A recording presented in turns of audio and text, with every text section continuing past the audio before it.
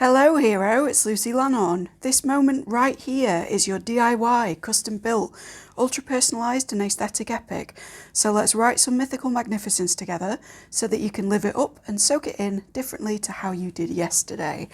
Today we will be doing that by exploring random words beginning with the letter P and a lucky dip psychic tombola reading using the Viéville Marseille, sorry about pronunciation, from 1650. I'm going to just shuffle this and talk you through it. If you want to add any words to our further A to Z lucky dip bins to do random readings on over the course of this cycle and indeed another cycle with a different tarot deck, please do consider commenting down below with, I don't know, A is for afterwards, Q is for queen, etc.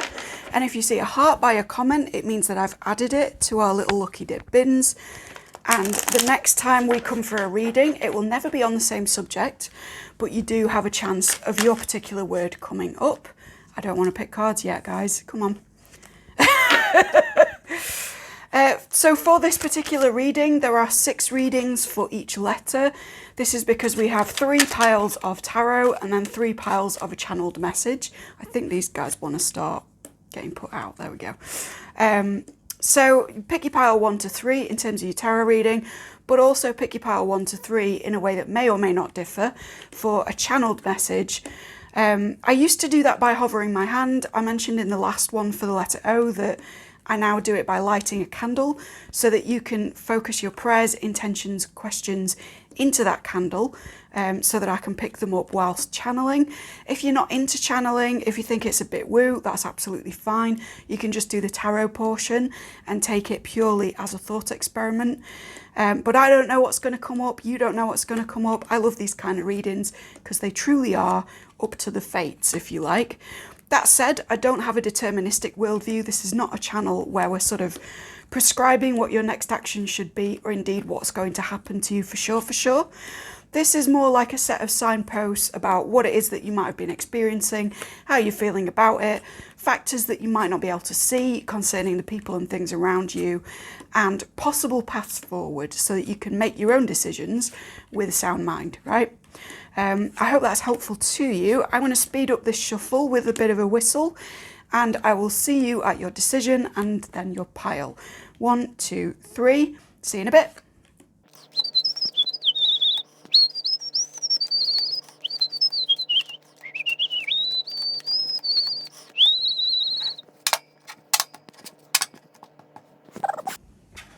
Hi, pile 1. P is for proposal. Wow. Okay. Let's see what you've got, shall we?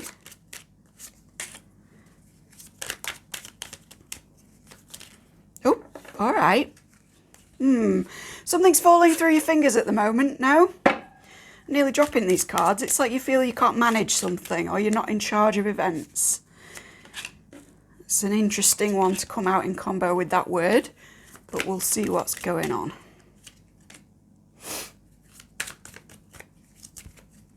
One more, please. P is for proposal. Is it this guy? Yep. Right. And I'm going to use our die, sorry. It's in the 10th house. Okay. I'm going to meditate on these for a moment, for a reading. You won't feel the cut. All right, pile 1. P is for proposal. We're in the 10th house, which deals with following goals, aspirations. I know it is kind of a career house, but I am feeling that this is a love reading. And I think that if this is your pile, you will either have a long-term commitment as one of your key goals, or you will be thinking about offering such a thing to another person at the moment. And I put emphasis on that second interpretation. So if that's not you, perhaps pick another pile or stick around for the channeled rather than the tarot. But we've got a Hermit reversed, a Temperance, a Sun reversed, a 3 of Cups reversed, and a 9 of Pentacles, which I'm interpreting in the upright just because of the way that this sort of drawing happens. But it could equally be reversed because the meanings kind of interlink with this one. There's a worry on that about singleness, right?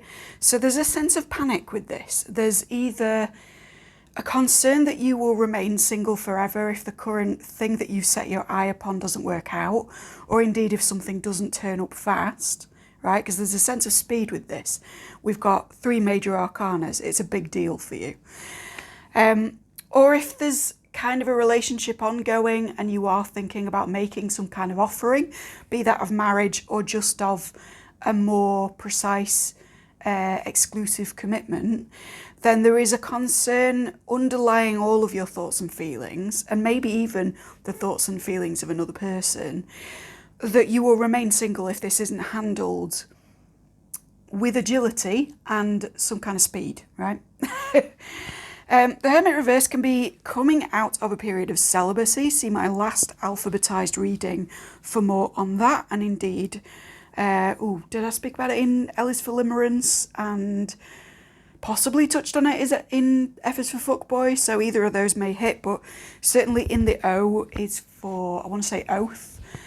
We definitely talked about intentional celibacy or commitments that involved one person being non-sexual in a way that was sort of imbalanced within the connection but didn't bring a lack of balance, right? So those are for you if that hits, whichever one it is that you're drawn to. This guy wants to come forward. This stone that I'm sort of moving more into shot, it's one that was gifted to me by someone who used to use it for grief work.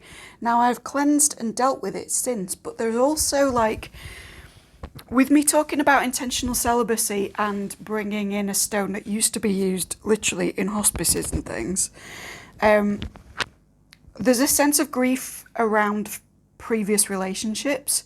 So yeah, O is for oath, L is for limerence in particular.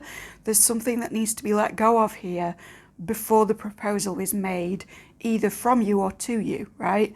And that's something it couldn't have been communicated in any other way. We don't have any grief cards, so I think that's quite pertinent to this, right? There's something that needs to be cut off from, let go of, or bereaved.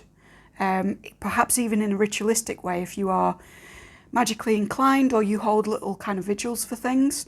It might be really helpful to do that before you move on to the main content of this reading. But certainly if you haven't been in direct celibacy, there's a sense of coming out of a patch of being kind of on your own, or a reflective period where you were less involved with other people, or where your involvement was purely on a physical level because your head wasn't really in the game. And that is sort of ringing true again with some of the stuff within the Temperance card. But in the recent past, you've come into a place of balance with this. You've come into more of an analysis of emotional give and take. I noticed that the Temperance cups that are usually very equal in this fire dominant but water emphasized card, like normally in the sort of traditional representation, the person has both cups kind of on a level with, I want to say, their waist or their heart. So chakras might be relevant depending on what deck you normally use. But the cups are pretty much on an equilibrium in terms of pouring water from one into the other, doing this kind of juggling motion. There's a lot of stuff in Temperance about perpetuity, right? There's a symbolic, emotional infinity symbol, right? we don't see the infinity literally in the Temperance card like we do in something like Strength. But we see the cups being poured into each other over and over, kind of throughout time, and an equilibrium being reached, an emotional balance happening on and on and on and on, right? And I'm hearing in my head Halcyon and On by Orbital, which, great tune, but also kind of, if you want to listen to that and maybe meditate on this ongoing equilibrium within a relationship, that might be a really good exercise if you're into those kind of tunes. I'm noticing in this card that the cups are not balanced in that particular way. There is an emotional offering being poured into one cup that is on the ground, settled, I want to say, grounded, perhaps financially and materially motivated, very concerned with markers like physical attractiveness, money, approval of others, whether one seems outwardly secure, whether one can sort of flash the cash and or the lifestyle. And this cup that's receiving this emotional benefit from the other is grounded in place to the extent that it can't pour the liquids back. What I'm getting from this is a kind of Six of Pentacles vibe of there has been an unequal relationship here where one person poured investment into the other person whilst the other one felt settled, stable, enough of a positive prospect, enough that they didn't realise they had to reciprocate that energy, right? It was kind of this very Taurian vibe of, well, I'm here, aren't I? Of course I love you, I turned up, right? And whilst in a very value-based second house kind of an energy, that is something that people understand and can go, yes, thank you for being here. For many of the other places around the wheel and around the zodiac, that dynamic is not enough, right? It's not enough to show up with time or energy if that time or energy isn't translated into an emotional give and take as well as a practical presence. Yeah. So there's something here, and I don't know whether that's about you or about the person that you're thinking of, or maybe even if you're completely single, about your kind of prior pattern in relationships.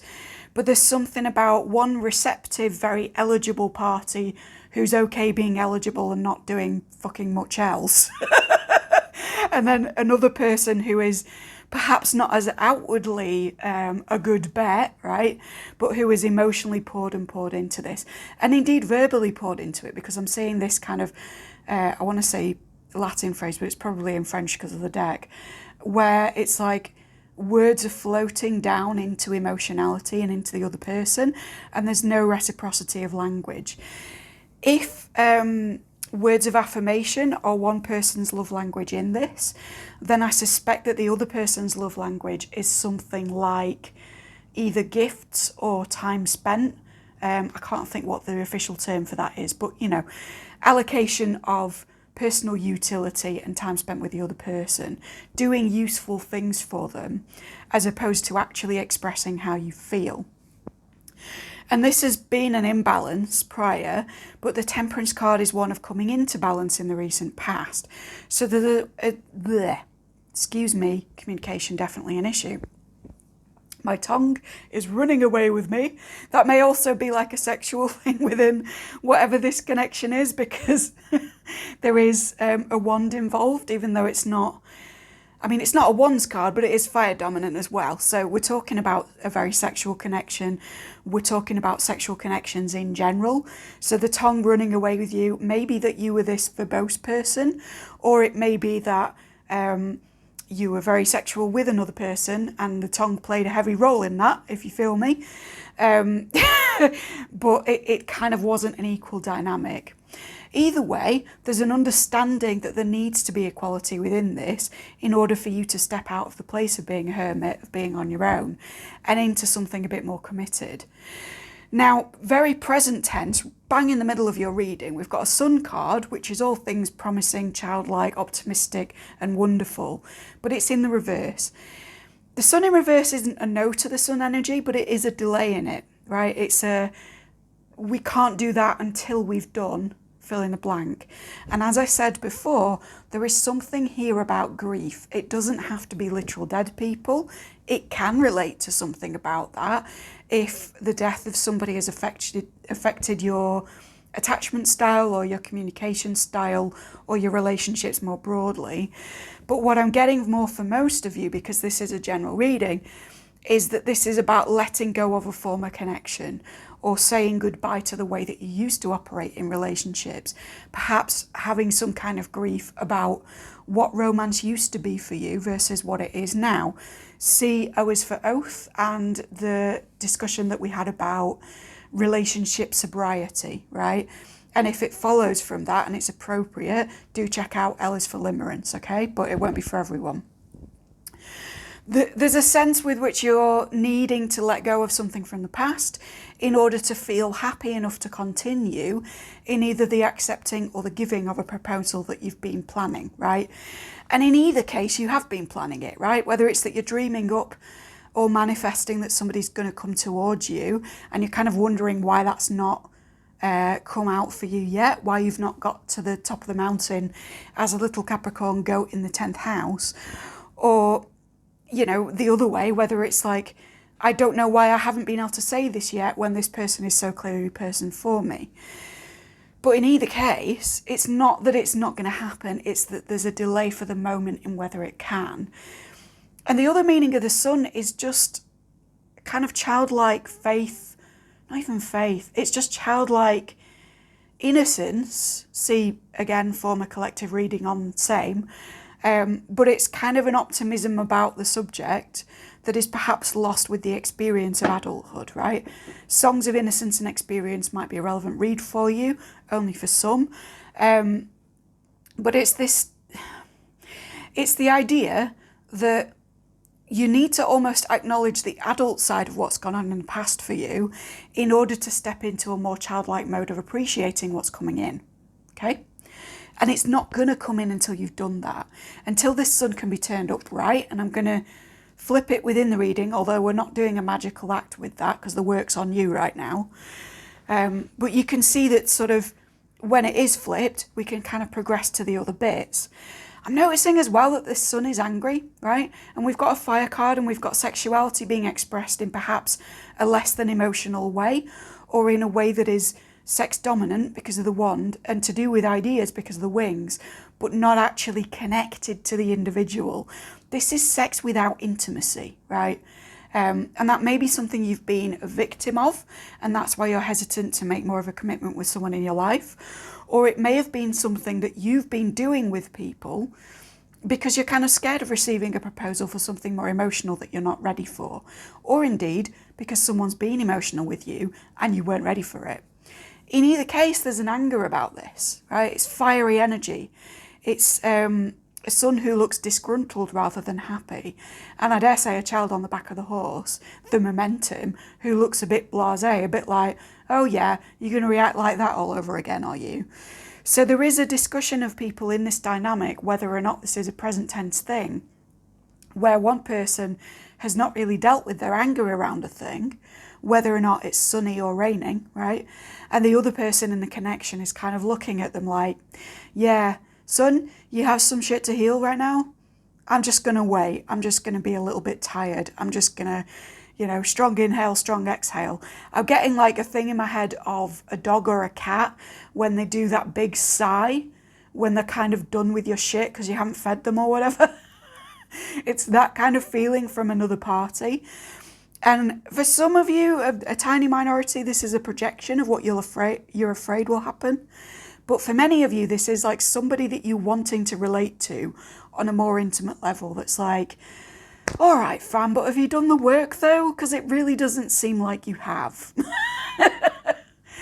This is echoed kind of near future with Three of Cups reversed, which is a lack of emotional cooperation, right, in a very literal sense. Yes, Three of Cups can be a third party card, and if that resonates for you to this specific connection, it can indicate that a third party is currently over or needs to be over. Again, anger, grief work, being sexual rather than intimate because something in the past is not done, yeah? But either way, I feel like stepping forward into a proposal space, which, let's face it, is quite sort of dramatic, quite emphatic, demonstrative, needs to be fully passionate, fully engaged. It's not going to be possible if you're not in a cooperative mode in the first place. And then sort of, as I said, underlying the reading overall, weirdly for a reading about a proposal or an offer, there is a card of being single. I think this is both an indication that this isn't going to happen for a little while yet, and a nod that you need to remain single for a time to process what it is that needs to happen for you to step into your wish, okay? So if you're the one who wanted to make the proposal, this is what I work with, saying, hold up, give it a few weeks, months, whatever it is that you need, and just look at whether you have any outstanding grief, anger, lack of emotional intimacy, lack of verbal appreciation for people in your life, or whether it is that you're hesitant in kind of coming out of your cave towards someone and what the consequences of that might be. Or if that isn't you, look at how it is that you expect this person to react to your offering, or to sort of react with you if the proposal was successful, i.e.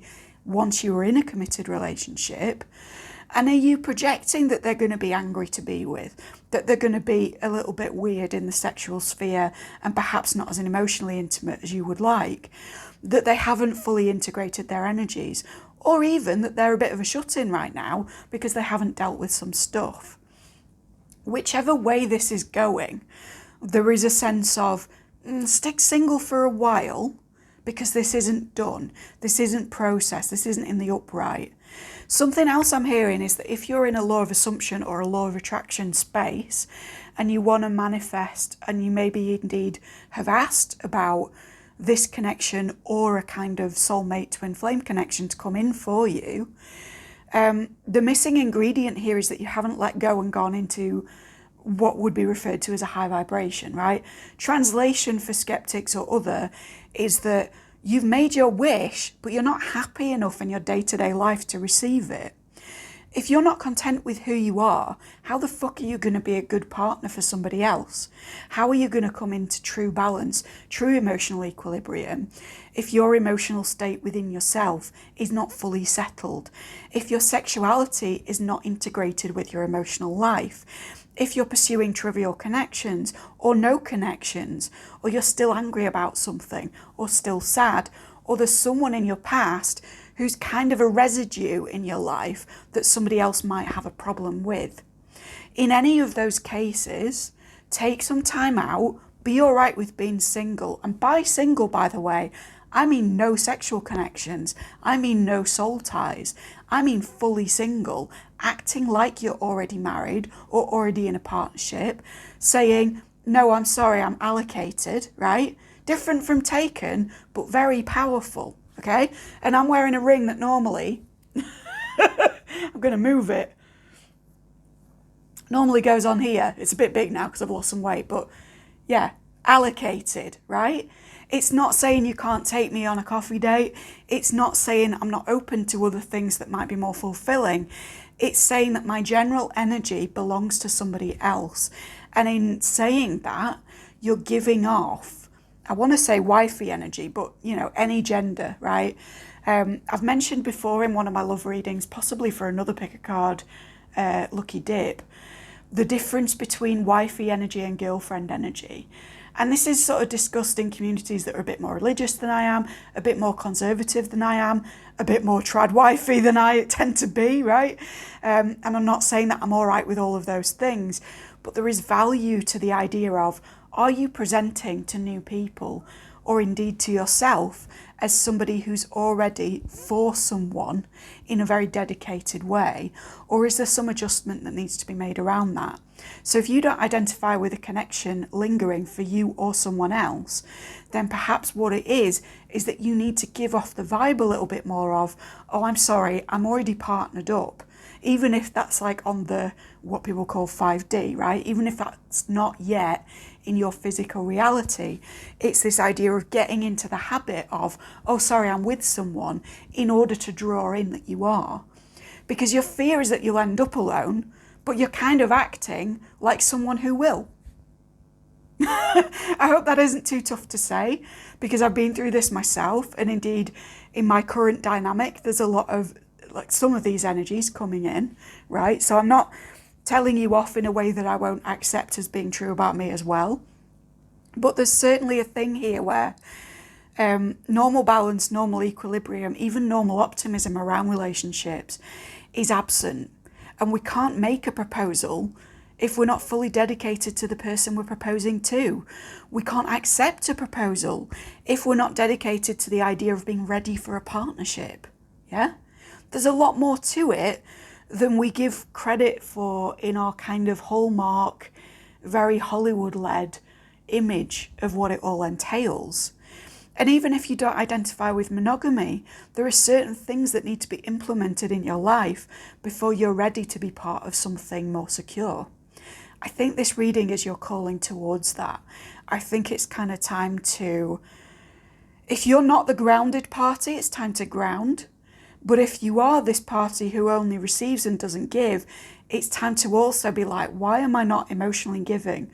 Why am I not verbally giving?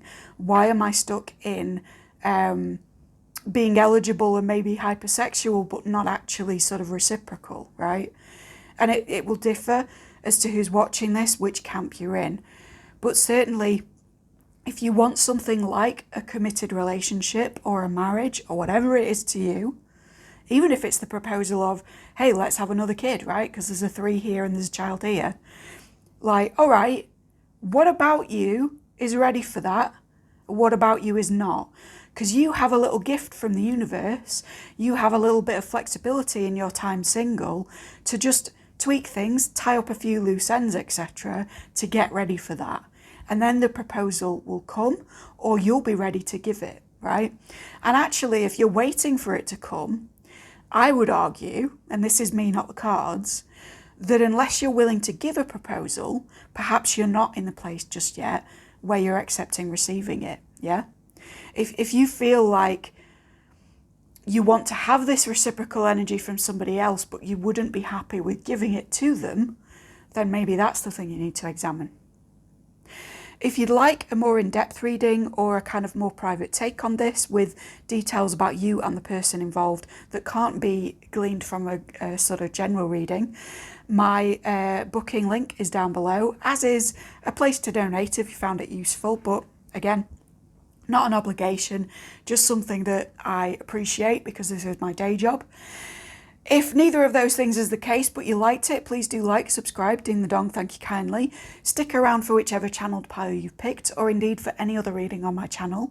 And I hope that this goes well for you. I hope that a period of self-examination does not feel like a punishment, but instead it paves the way to something new and juicy and romantically giving that is the proposal of which you have always dreamt. Pile 1 channeled. I want to say pile 1 P is for proposal. So if you didn't know it was that, proposal may also be a pile that you want to watch, or if you're thinking about proposing or receiving a proposal, even if that's just of like slight bit more commitment instead of a full-on marriage, then pile 1 may be relevant, okay? And there are also kind of references within pile 1 to other readings from the A to Z that may be useful in that regard. So if that's your specific issue and I don't channel for it right now, then know that that's the place you need to look, okay? What else am I getting?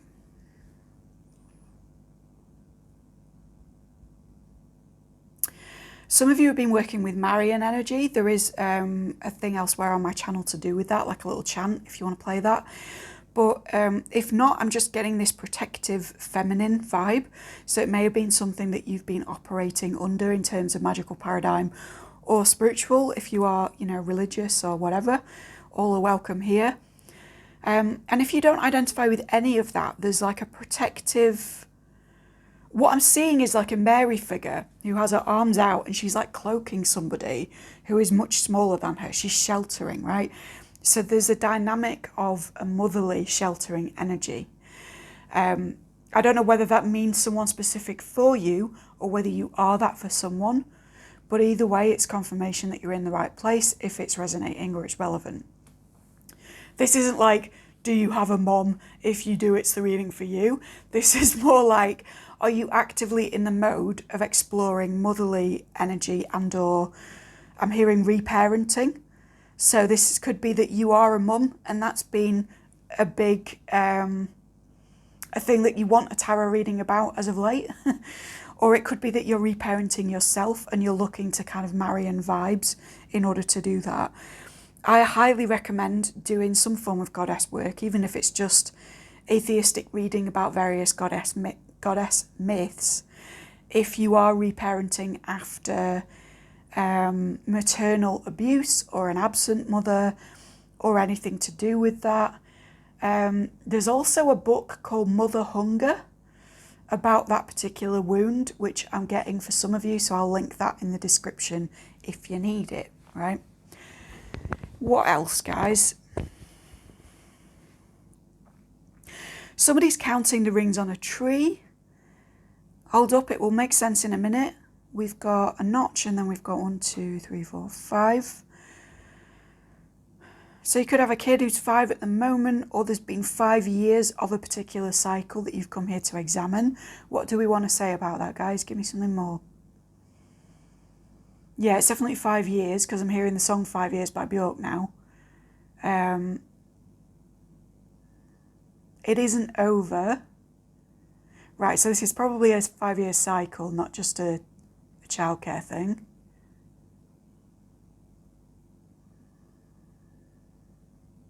What I'm hearing is the 5 years isn't over, but you need to be prepared for it being a shorter time or a longer time. So if you've been waiting 5 years on, I want to say an emotional connection, but it could also be like a particular path of career development, this could turn around overnight or could turn around in another 5 to 10 to 20 years, depending on how you act at the minute, right? It's in your hands is what I'm hearing.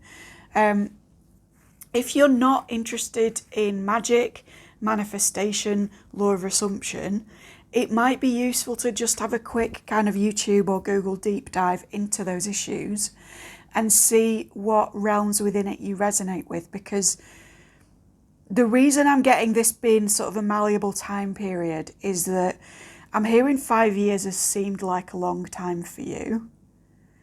And if you're watching this, it will be 5 years exactly on something. But it's almost like it could be over overnight if you take certain actions, or it could take a fuck of a lot longer. And you'll be a lot more tired after, you know, double 5 years, triple 5 years, whatever, than you would if you took this into your own hands a bit more in a non-physical way is what I'm hearing. There are always physical actions that we can do to speed our progress along, but in particular, if you're getting this pile, what I'm hearing is that it's the non-physical you need to concentrate on. And usually that means addressing your core beliefs before you take any ritualistic action. So if there's something about this that you don't believe you can have, do, or be, look into that. Right? Again, pile 1 might be relevant in terms of the tarot, or my self-concept reading on this channel, or indeed in my shop, might be relevant. But there's a part of you that thinks you can't have this, and that has been waiting so long for it, that you've kind of lost faith. I feel like 5 years is your limit for some of you. And you're like, I'm fucking tired now. I don't want to wait anymore. Right? But this is your call to arms / bollocking from spirit saying, if you don't want to wait, why are you keeping the same views that you kept before? Why are you not having more faith in this and or yourself? Why are you not having more faith in the world, right? Because you're viewing this 5-year cycle as if everything's out of your hands, out of your control, and you just have to wait however many more years it is. And that's kind of what this channel, it's the opposite of what this channel's about, right? This is a place where we take stuff into our own hands. We accept that the flow of events might not be exactly when we choose, and that there is such thing as right timing. But we also kind of do our best to do whatever it is that we can to speed things along by doing our utmost, by doing our best, yeah? That can be non-physical or physical. And for you, I'm getting that you've done the physical bit. You've kind of processed as much as you can in the real world. Real. How do you define, right? But it's in the non-physical. You're not believing it. You're not backing it up. Perhaps some of you who've taken literal physical action towards something that's been on a 5-year trajectory, you don't believe that those actions are going to amount to anything without say-so of things that you can't control. So in that belief, you're relinquishing control to events. I hope you understand what I mean with that. Hit me up in the comments if you don't, and I'll talk it through with you, all right? But there's something here about like, yeah, you've been trying in the material way to do this for 5 years. So why do you not believe that that's going to yield results? Why do you think it's still up to everything else whether this happens or not for you? There's a very disappointed set of guides here. And I don't mean that in a horrible punitive way. I just mean that for all that you feel exasperated because your emotional alignment is not with the results of this thing, the things that assist and aid you, if you're on the same sort of belief trajectory as me, also have a little bit of exasperation in that it's like, what we need for you, my dude, is for you to just believe that that means it's going to happen and do something else for a bit. Relinquish, yeah? Distract yourself. Go into some of the behaviours that you might have rejected as being a freeze response, escapist or immersive shit. And before you do that, go, you know what, it's going to happen. It just is because I say so. And I'm the operative power within my reality. I'm the person who put all this work in, decided that was going to be enough, and said, hey, conform to my expectations, please, because there's something magical about the construction of this universe. And it's almost like up until this point, it's taken 5 fucking years because you've expected it to, because you've sort of gone, well, I'm putting in all this work, maybe it'll be a few years before I get anywhere. The hidden step, my brother in Christ, it's for you to just be like, you know what, yeah, it's been 5 years, that's more than enough time for me to get what I want. So I trust in it so much, I'll be over here doing this. And it'll just happen for me, right? And if you truly believe that, it fucking will. I'm a testament to that. This channel's a testament to that. I shouldn't be alive right now. And I don't mean from one time, right? There's it's very much the, what's his name? The Michael Rooker thing. Ain't nothing could kill me, set me, right? And I don't want to tempt fate with that. And I do magic against anyone sending any evil eye. But if you really believe a thing is a certain way, if you truly believe your job isn't done here, it won't be. And conversely, if you truly believe that you've put all that you can towards a certain outcome in the physical and the non-physical, then your step is to let go of that and be like, it is done, it is done, it is done, and so it is. Or whatever your version of that is, Amen for some of you. Blessed be for others. Whatever doesn't make you sick in your mouth, that sounds like your will in the universe is absolutely how it operates, say that and do something else. I love you. I'm sorry. For some of you, it's ho'oponopono because, sorry for the mispronunciation with that, because I started to say, I love you, I'm sorry. And then what I heard in my head was, please forgive me, thank you. So check out prior readings and or the link that I will drop down below if I remember to do some of that, right? Might be that you do something completely different, go for a run, see a mate, whatever it is, and you have that cycle on in the background. I almost want to say that's it, that's your message. There's something about a cat. What's about a cat? Some of you are called Cat and you needed that confirmation. Hi. I know a cat that is one of the most rad people in this universe, so if it's you, hello. No,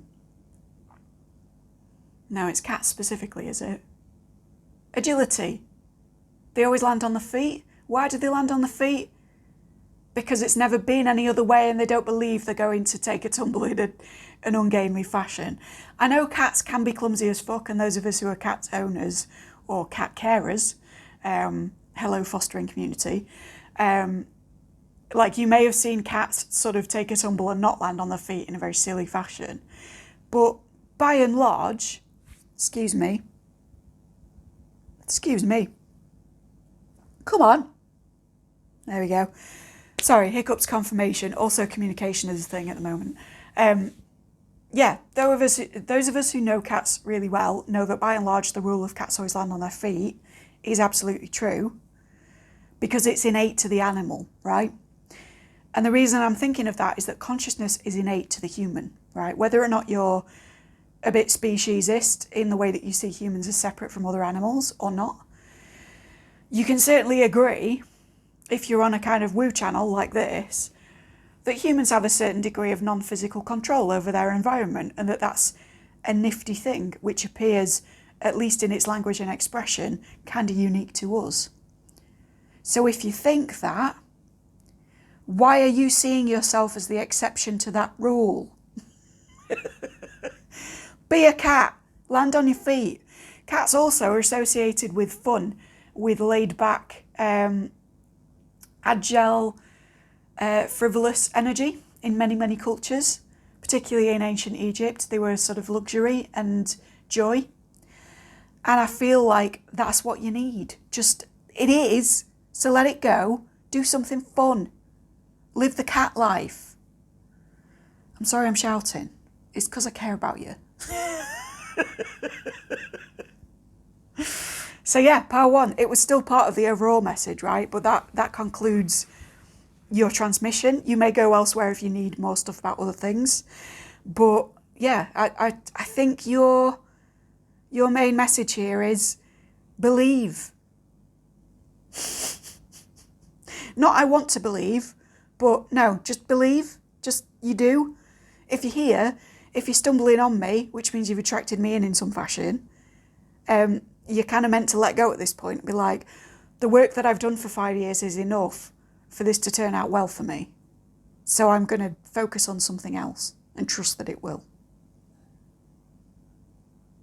For some of you, I'm hearing Dylan James, the Law of Assumption guy, in my head, telling me to focus on the word trust, which he does in some of his affirmation things.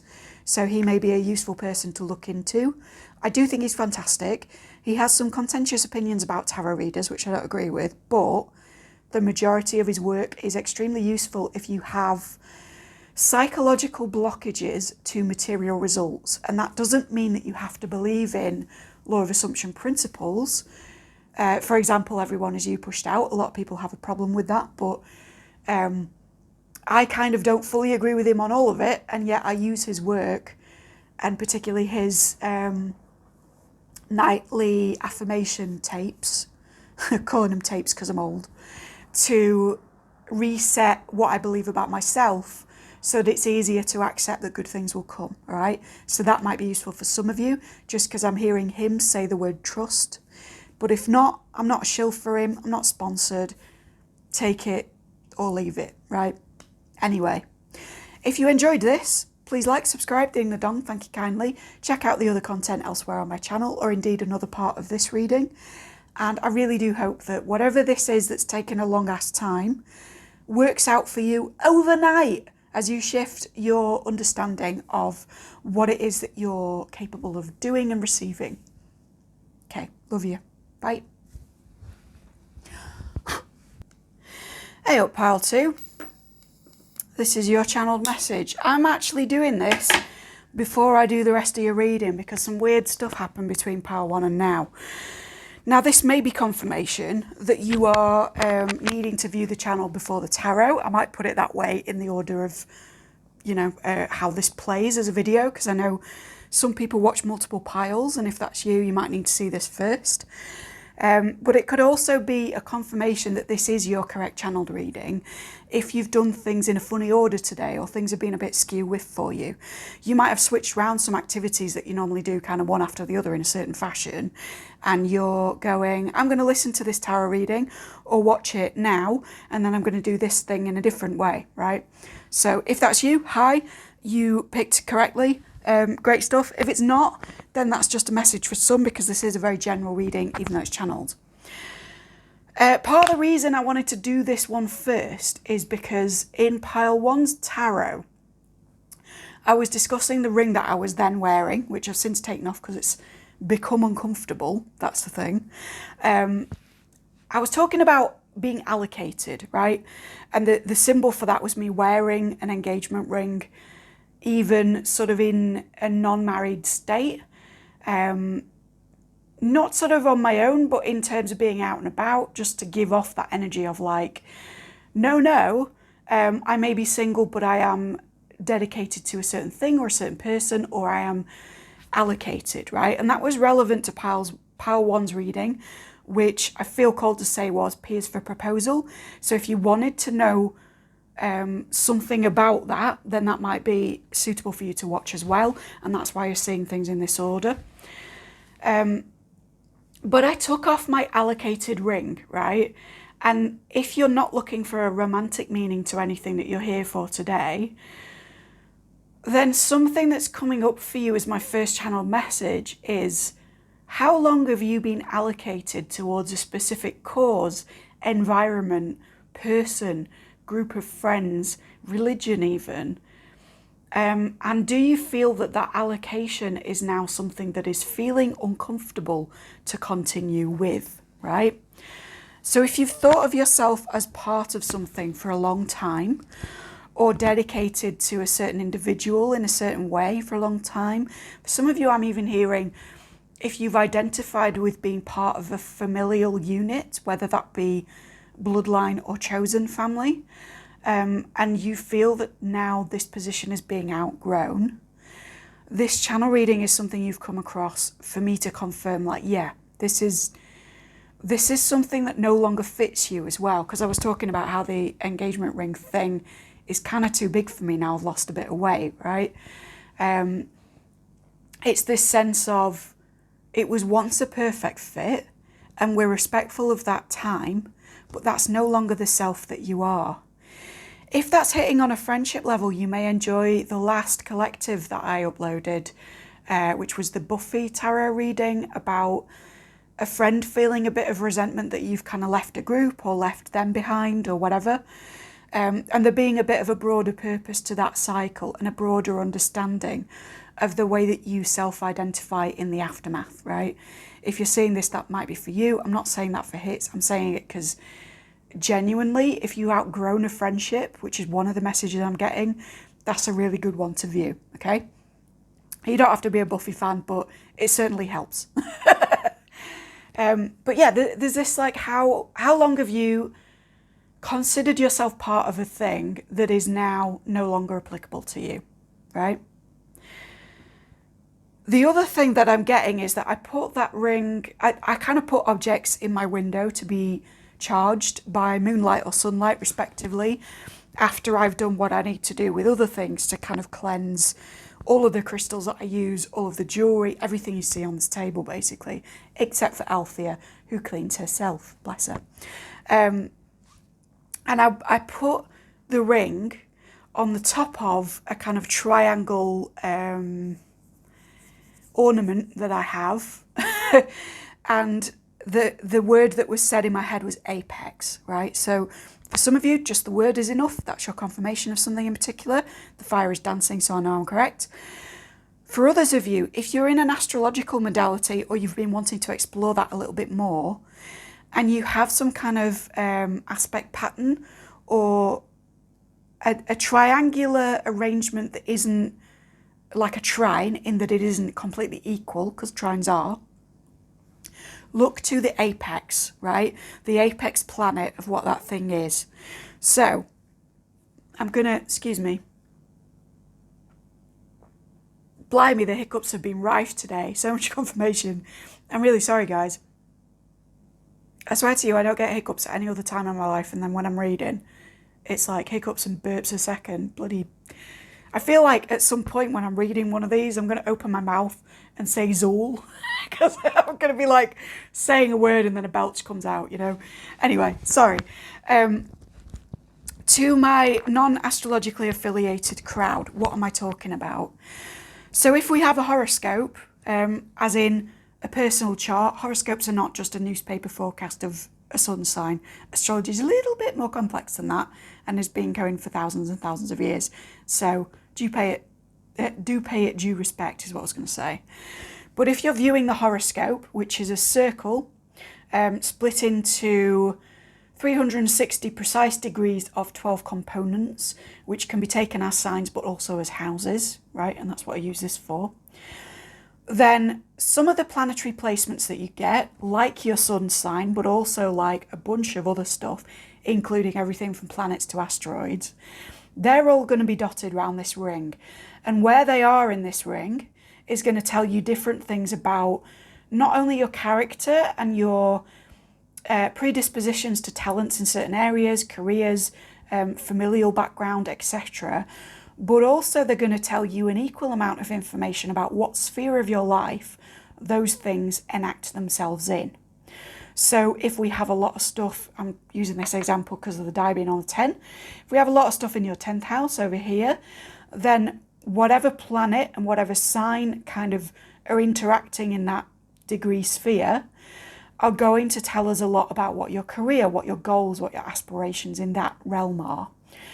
Equally, if we have it like over here in the 7th, we're going to get a lot of dense information with those planets or even their absence as to what your relationships, your one-on-one crucial partnerships over your lifetime are going to look like, right? So that's how we sort of look at a chart. And then when you look closer and you're looking at aspect patterns, we're talking about, say you have Pluto up here, Venus down here, and I want to say Mars over here, right? And they're sort of unequal to each other because of the way they're spaced out over the circle. So they're not in an equilateral triangle, they're in a sort of skew with isosceles. This will make sense. Hear me out. So if they're in an isosceles, then they form an aspect, right? They form a relationship to each other. And they're distanced from each other by exact degree, projected out into space and into sidereal time, which we won't go into because it's a bit complex for here. But those exact distances are what an astrologer studies in terms of the relationship between those things, so that we get yet another layer of dense information about how these things might interrelate. And when you're looking at an aspect and then you're looking at the apex of an aspect pattern, what you're saying is there's a triangle in this, whether it's a triangle or it's a finger of God or it's a kite or whatever, there is like an apex point, right? The longest point of the isosceles over here, right, in this example. The reason I was getting the word apex is because if you can look at your horoscope, even if you're not an astrologer, and you can see that there's certain triangles forming, right? And you can see that there's an apex planet to one of those triangles, that is something that it's really useful to read into right now. So in this example that I used, we had Mars over here, and it was at the most pointy end of the triangle, right? The sort of longest end, and therefore it was an apex to whatever this relationship was.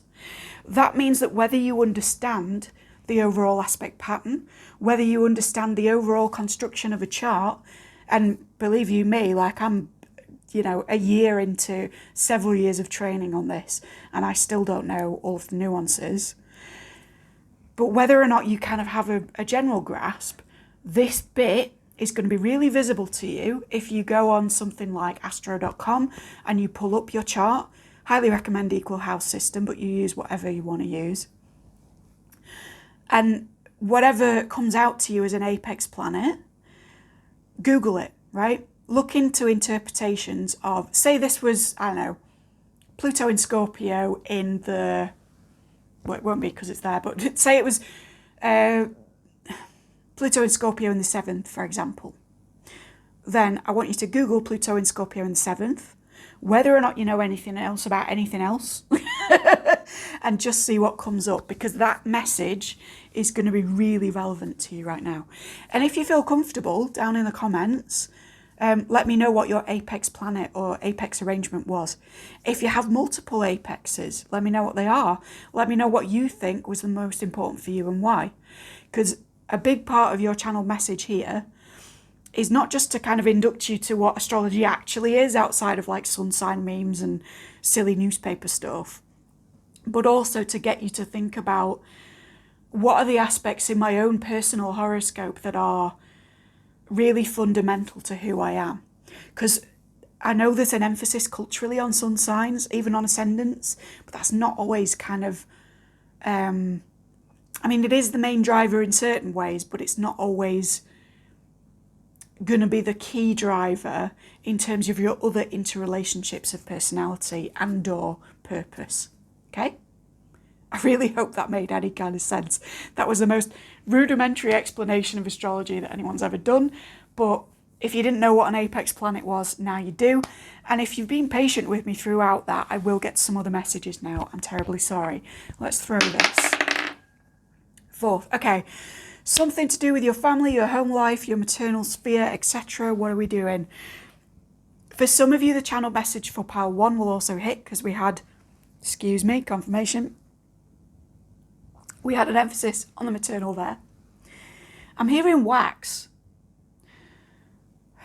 If it's a waxing moon right now, check out the rest of my channel for the readings on the waxing moon, which means either my new moon or my first quarter reading for this month. So that might hold something for you. If not, there's something about wax or house of wax or wax works. What is that, universe? I'm being told to pick a card from the previous not the used pile, but like the deck that I used. Okay, we've got an 8 of cups. Oh, right, somebody's leaving a family unit. Or you're leaving to pursue family in some kind of a way. And this is your like, yeah, do that. That doesn't mean that I don't have family values, guys. Don't come at me in the comments, all right? This is just saying that for some people, sometimes being around a familial setup or a traumatized family or a trauma-inducing family or something familial is unhealthy for the moment, and they need to leave, whether that be leaving a marriage or leaving a birth family, or if it's just as simple as stepping out of the house if you're at a family do and watching me and you can't hear what the fuck I'm saying. But there's something here about leaving the familial. This can also be leaving behind ideas that you got from the family. So if anything else from any of the other readings or channels is hitting home and you felt that there was something you needed to let go of, I'm seeing the angel number 1628 or the other angel number, I guess, 428 is leaping out at me from a clock over there. But if there's anything you need to let go of, then this is saying absolutely that's fine, and look to the familial for where you've got certain ideas, right? What would I interpret 428 as? If you're in a soulmate connection and you would use that label rather than calling it a TF or anything else, the code for me in my head for 428 is love my soulmate. So look into either how you're behaving towards that person right now, or like, I'm hearing signing off, right? It like, almost like it's love your soulmate, like a letter. So this may be something, I wouldn't expect them to send a letter to you, but if they've sent one in the past, it's like, love and kisses your soulmate, you know what I mean? Or it's you signing off like, love your soulmate. And the message I'm getting is what you've said to them consistent with you signing off in that fashion? So if you've interacted with this person recently, is what you said to them suitably followed in a perfect world by love and kisses, your one and only soulmate? Or is it in fact the antithesis of that? Sorry, I'm laughing because of personal circumstances. Man, haven't we all fucked up in this regard, right? I know I've been one to send messages that I wouldn't be able to put love and kisses, your divine twin flame. It's more like, fuck you too, bro. You know. But if you have been that way, this is your heads up from spirit. First to laugh at it, because we're banishing by laughter with this, right? But also to be like, is there some amend making to do there? Is there some way that you can soften that and bring it back more to a communication of like, hey, still there for you though, boo, you know, still coherent with identifying as your soulmate, etc. Anything else? Amethyst might be good for some of you to work with. I'm seeing the points on it and I'm hearing the words, the point being, and I want you to finish that sentence. I don't think it's for me too. I think whatever you got from the earlier part of this reading, Spirit's like, the point being, and then you're expected to go, that blah, blah, blah, blah, blah, blah, blah, right? And that's your last message. It's like from you. There's also something additional in that, where if you've been watching lots of tarot readings, lots of tarot readers, if you've been asking advice from a lot of different friends, family members, particularly family members with this 4, Spirit is asking you to ask yourself, right? If you had to say to yourself, the advice I would give is, or the point being is, what would the final conclusion of that be? And why is it that you don't trust it coming from you, but you do trust it coming from some jabroni on the internet? Hi. I mean, I hope you do. I hope you trust what I'm saying. But at the same time, why are you externalizing your point of control in this sphere, right? Why are you trusting that the advice somebody else could give you is stronger than your personal instinct on this matter when you indeed take some time out to tune into yourself in whatever way you normally do that? Could be meditation, could be prayer, could be taking a walk, could be going for a run, sweating it out. I'm now seeing that bit in Chunking Express where he's like, I go jogging so that I don't cry. Because he's like, my body cries tears, i.e. sweats. God, he's such a simp in that movie. But regardless, like, it's one of my favourite films. But, you know, maybe going for a run is what you do to actually tune into your core self and what you would advise yourself. And I know that you think you have an idea of what you would tell yourself, but I think until you're in that altered state, you won't know. So just go do it, right? Don't ask yourself before the run an answer. Instead, pose yourself a question, go for a run until you're knackered, if you're able. I'm disabled too. It's no bother if you're not able. But, you know, for those of you who that applies, go for your run. And then after you're already sweating, already crying with your body, then say to yourself, and what's the advice you would give you now? And the answer will be correct. I guarantee it. Because once we all get into an altered state, we can absolutely tune into the correct answer for us. The secret ingredient of this channel is that you don't need me, my dudes. See, that was difficult for me to say because I don't want to admit to it. Because my income, theoretically, comes from people sort of needing my advice. But if you pick this pile, you kind of don't, right? You just need me to give you the awareness that you can trust yourself. And maybe the sort of perspective shift of like, yes, you can trust yourself, but maybe not in like mundane head. Maybe you need to get into a space where you're a bit more receptive, whether that's meditation, you know. And by meditation, I can mean sitting silently for 10 minutes. It doesn't have to be that you're chanting mantras or doing something technically with your visualizations. You know, it can be as simple as I'm going to dedicate 10 minutes to an hour every day to just fucking sit and not argue with what comes up for me. I had a period sort of during, not pandemic times for everybody else, but I was sort of under that for a lot longer because I am disabled. And there was a period during my own lockdown, which lasted a bit longer than other people's, where I did 30 days of just sitting for an hour each day and being like, what comes up, comes up. I accept me. If I need to cry about something, no doubt by the end of an hour of complete silence and no route of escapism, I will be crying about it. Equally, I'll be raging if I need to rage. Equally, if insight wants to come, I will receive it. If some kind of visualization will come to me through meditation, I'll get that, right? I just let what needs to happen for an hour. For me, because an hour was a threshold time, right?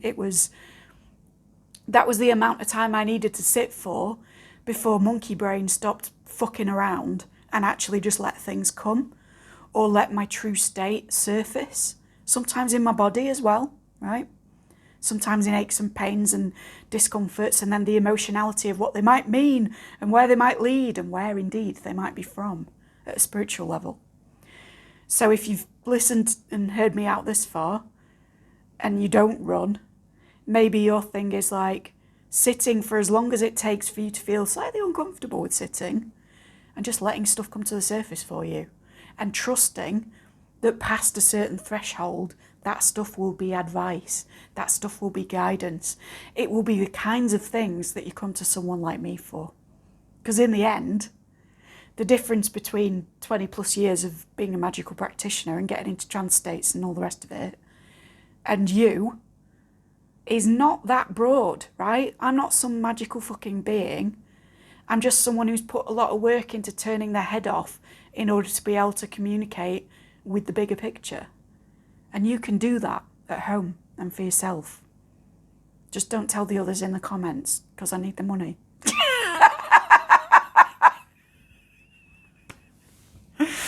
I hope that your journey into being more real with yourself in whatever way is a fruitful one. I hope you come across all kinds of delicious, delectable things. If you did enjoy, please like, subscribe, ding the dong, thank you kindly. Or donate if you want this to be your last venturing into the tarot community for a bit while you tap into yourself. Yeah, that's fine. And And equally, if you don't want to do any of those things, if you don't want to give me an energetic offering, that's cool too. I kind of like the energy of just turning people onto this shit and that being my contribution. And maybe Spirit will give me something back, right? But I hope you did enjoy it. I hope it was useful. And if it was, let me know down below. In fact, if it was useful and you don't need me anymore, give me a wink emoji in the comments. Because it'll help my algo. People will wonder what the fuck this is in reference to. And you'll be telling me, I don't need you, but I see you, my friend.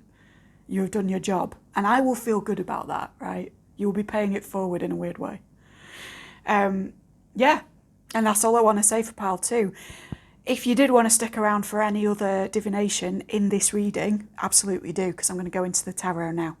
But equally, if you want to log off and meditate or whatever, I'm hearing Pulp Fiction now, where she's like, now's the fucking time. Catch you later.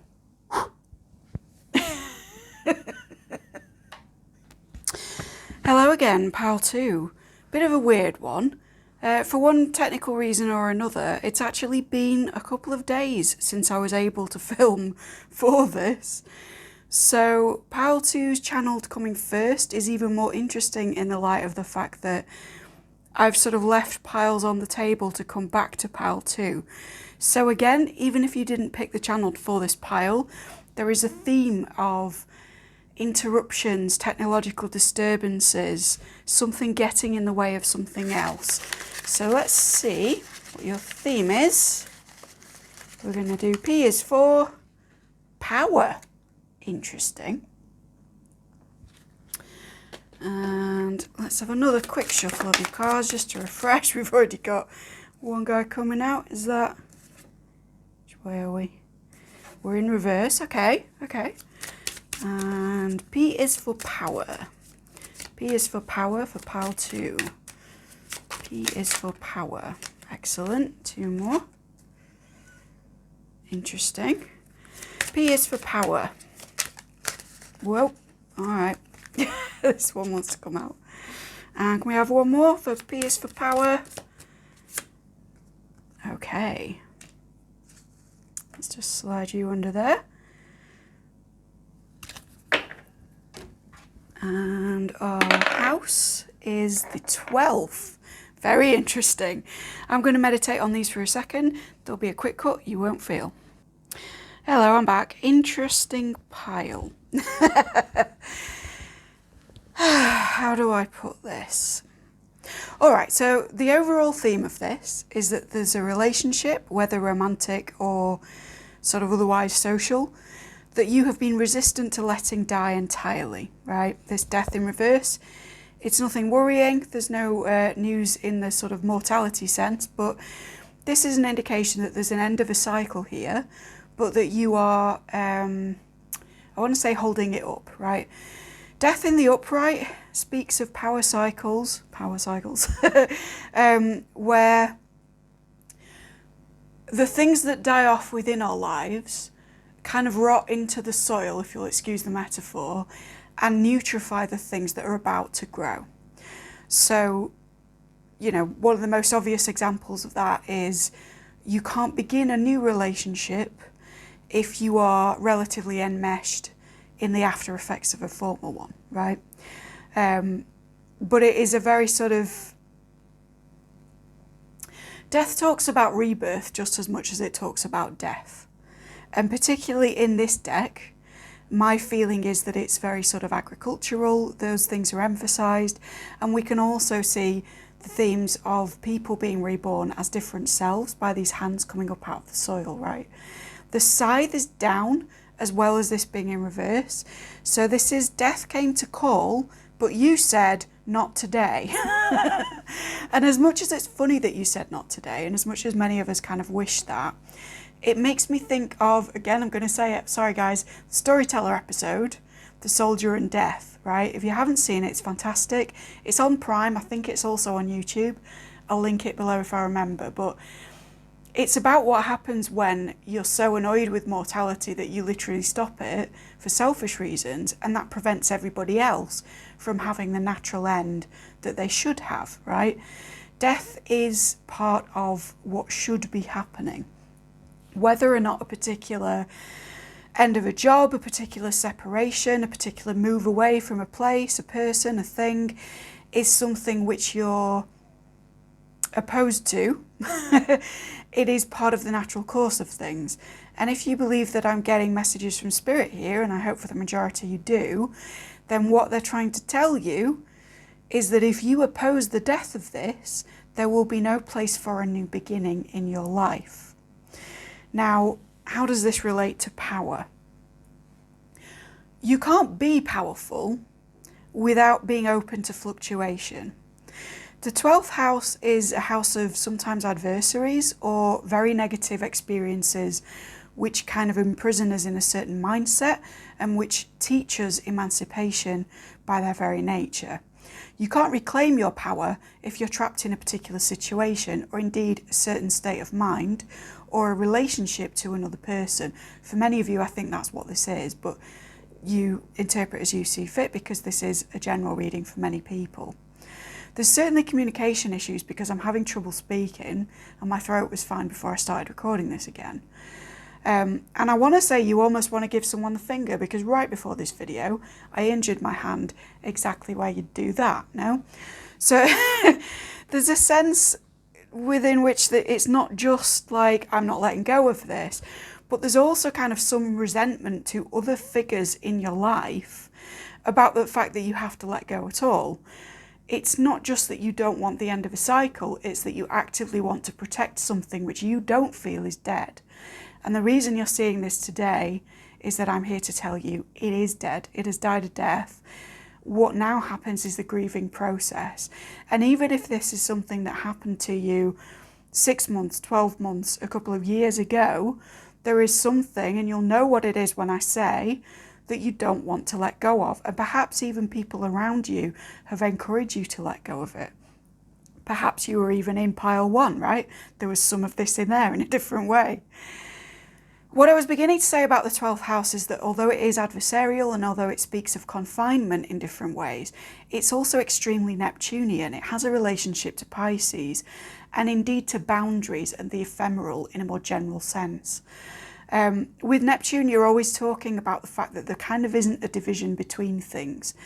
Neptune is not the glitch in the matrix so much as it is the existence of the entire matrix itself or the will within it, right? It's, to put that in less kind of esoteric woo terms, this is knowing that everything has a special relationship to you and that aspects of that relationship mean that your reality is very much tweaked by what you do next.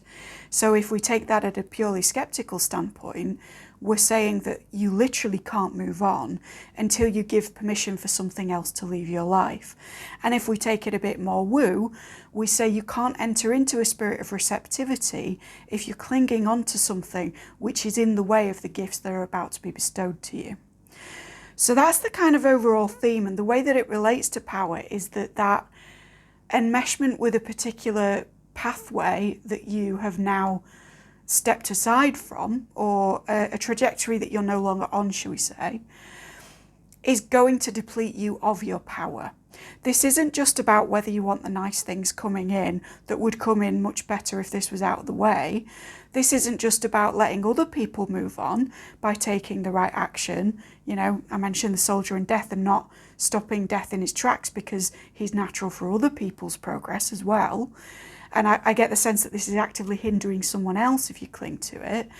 But this is also about bringing back your own personal power and not blocking who it is that you're meant to be in the future. And I do think that that is, I want to say, because you've got 3 major arcanas and a 2 of cups, which is very important for a lot of people, this is very much about your purpose. And actually, spoilers, but when I started to film this a couple of days ago and was unable to finish for one reason or another, we got Peers for Purpose. And I was guided not to pull that out of the envelope again today, or at least to put it back in and kind of not knowingly pull it, if you see what I mean. And just to go from scratch again. And then what we pulled was this, which is power, but is very much about purpose. I was also drawn to looking into Robert Greene's fantastic book, The 48 Laws of Power. No, reading it doesn't mean you're a psycho. It just means that you have strategies to protect yourself from people who frankly are. And I opened it at a particular place and said, which relationship, which law of power does this reading refer to the most strongly? And what I got was Law 25, recreate yourself. Judgment, which is what I initially mistook this card for before I realised it was a Lovers reversed. And it says, do not accept the roles that society foists upon you. Recreate yourself by forging a new identity, one that commands attention and never bores the audience. Be the master of your own image rather than letting others define it for you. Incorporate dramatic devices into your public gestures and actions, and your power will be enhanced and your character will seem larger than life. I think that this thing that you won't let go of has a strong relationship to the people around you and what it is that they want for your future. And again, general reading, so this will be very broad and apply to different people in different ways. But if it is a relationship, this is the person that other people see as being good for you, who, spoiler alert, isn't. If this is a job, this is what other people thought you would make the most money doing or get the most fulfillment out of. And so you just kind of went down that track without questioning it. And now on some level, you're realizing it's not for you, or the universe is telling you it's not for you. If this is a place, perhaps you're very connected to a lot of people who are continuing to stay there, continuing to live there, who want you to be accessible to them instead of moving on to a life that they possibly can't follow you into, right? What else could it be? If I'm just sort of being very broad here. If this is an opportunity kind of with another person in a business partnership, because we've got this Two of Cups, then this is very much about that person wanting you to be in a specific dynamic with them, whereas actually destiny is taking you to a broader place. And indeed, with it being the 12th house, bordering with other people, knowing that you're part of the oneness of the universe and inviting the people in who are best for you on a spiritual level is a possibility with the 12th. But enmeshing with just one person in the 12th is a very dangerous business. We think of very 12th house dominant people as sort of part of communities very often, and kind of blurring in a way with the people that they're closest to, but it's always in the positive. It's not a codependent relationship, right? And I get the feeling that this is a business or a relationship or something you're leaving which has invested stakes in you clinging on to the identity that you used to be. In addition to that, because I'm really pathetic and I do highlight my books, one of the things that I highlighted, where is it? Is, I'm just going to skip over certain bits to sort of summarise. It says, people who wear their hearts on their sleeves out in society can be tiresome or embarrassing. It's hard to take them seriously. Those who cry in public may temporarily elicit sympathy, but sympathy too soon turns to scorn and irritation at their self-obsessiveness. Good actors control themselves better. I'm also getting from this that the people who want a certain path for you, might be quite emotionally manipulative. So for some of you that will resonate. Give me a like if it does. Yeah, good actors control themselves better. They externalize emotion in a form that others can understand. Method acting is fatal in the real world, so learn self-control. Adopt the plasticity of the actor who can mold his or her face to the emotion required. Now, that sounds very manipulative. It sounds very social engineering based. That is a book which sort of focuses on those themes in order to defend yourself or to rise the ranks in places that are a little bit corrupt. And that's not the sort of behaviour I'm suggesting to you here. I'm not urging you to manipulate anybody else. What I am saying is that the mention of plasticity here relates very directly to us doing work in the 12th house. Man, you see how my speech is coming really difficult in this one, yeah? The 12th is very elusive, difficult to grasp. It's very ephemeral. It's difficult to put into words, right? And this is the vibe coming through. So I apologise if my own communication is more stunted than usual. But that also speaks to this sense of plasticity. And at the beginning, I think I mentioned something about flow, right? This is agility, adaptability. Part of the reason that you won't let the past be in the past is, I think, a fear that you won't be able to go into the future with quite enough dexterity to pull off your next step without knowing necessarily what it is. For many of you, this is a kind of fool's leap, although the fool's card isn't here, in the sense that you're jumping into something without knowing where you're going first. Yes, you know that you need to let go of something specific. I sense that you probably know how, but I think what comes after that is very unclear to you. It's very wavy gravy. Your reality at the moment is full of illusions, which is another 12th house thing, right? You're under the spell of whatever this thing was, to the extent that even if you know it isn't right for you to carry into your future, you also kind of don't want to leave it in the past. The illusion that it gave you at the moment is greater than your sensation of personal power. But again, this reading is here to tell you that that is not true at all. Moving into the Five of Swords, I think there's been a recent conflict about this. If this is to do with a person, it may be that there's a direct conflict with that individual. If there are other people around that situation, it might be conflict with them because you were sensing that this is no longer right for you, or maybe they were sensing that you might leave it and move forward into something else. But it might not even be sort of related to that. It might just be that you are particularly cranky or grumpy at the moment because you know there's something to leave behind and you don't want to do it. It's like the universe will have to, excuse this phrasing, but from the death card and this, I'm getting the universe will have to pry it out of your cold dead hands, right? You are clutching onto this for dear life. You don't see why you should have to inconvenience yourself to let whatever it is be in order to move forward, particularly if there is an element of group manipulation involved, and this seems pretty benign, this seems pretty innocent, right? If this is a person, they may come off very well using potentially the sort of techniques in this book, and I do have the non-concise version, don't judge me, but it's kind of this thing of like, oh, well, they're harmless, or this situation is harmless, or look at them, they're an absolute angel, or, the boss in this position, butter wouldn't melt, or this place is a good place, a lot of good things have come out of me living here, or this career was really beneficial for me, I wouldn't be where I am today without my colleagues, etc. But there's this sense of like, you're looking at it and you're saying, well, it's not adversarial directly, right? It may be inhibiting my growth. It may be stopping new things from blossoming from the ground because the ground is unfertilized until this thing dies. But it's not actively getting at me in the way that these people or things I had conflict with are. So why is it that I have to let go of this? Because, my dearest friend, my brother in Christ, my dude, this reading is telling you to let go of it, all right? And the conflict coming up was actually a sign of your reluctance, your inner conflict.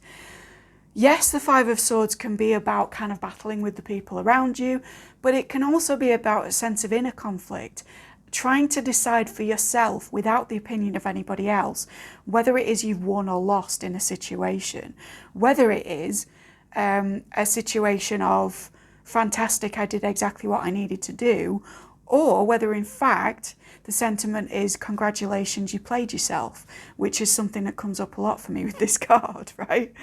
I'm not laughing at you, I'm laughing with identifying with this, because I have also been in similar situations where I would not let the dead thing die, right?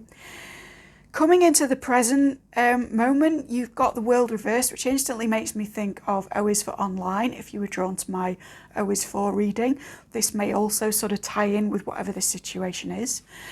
But the world reversed is like a world of opportunity that should be open to you, which again is in fact in the energy of blockage. It can also be stepping away from the internet in some kind of literal sense. So if that rings true for you, or if that would make the death of this thing particularly easier, or the transition of it at least easier, and would stop other parties from kind of weighing in on you as this central figure, then I would absolutely recommend that. Maybe in order to step away from a past self and the situations around it, There needs to be a bit of radio silence. There needs to be some sense within which you operate under the radar and people can't quite see you moving away until the deed is done, until you feel back on your feet, maybe even established in a new scenario, whether that's a job or single life or a new city or a new friendship, you know, you name it. And then coming into the near future after that process of like, no, I surrender to this, I understand that I am blocking my blessings here, is a new collaboration. Now, I know I mentioned this in terms of if this is an entrepreneurial relationship and we're saying no, let go. But I also feel that even if that's the case, there's something that's going to come really quickly after you've let go of whatever this is, that's going to be an energy of friendship, genuine cooperation, genuine reciprocity that may put this, whatever this was, to shame, right? Because often when we have to let go of something that's stealing our power, it's because we were giving more to it in terms of time, energy, emotional expenditure, or other resources than it was offering back. By letting this go, you're immediately having something crop up into your existence, which is very much equal in a way that puts this to shame, in a way that it's sort of, if this is the thing rotting into the ground to fertilise the flowers, then these Two of Cups are watering that to help it circulate back through the kind of soil of your life, your expectancy, the inner you, the opportunities available to you. And whatever is new is pushing the old further into the ground so that even more new things can blossom, right? This will be the first of many new opportunities, collaborations, friendships, just kind of new and exciting things to come from this. But it will seem one of the most crucial for you because it's only with this thing cropping up in a way that this thing actually leaves your life fully, right? So this situation is about claiming back your power by letting the dead things die.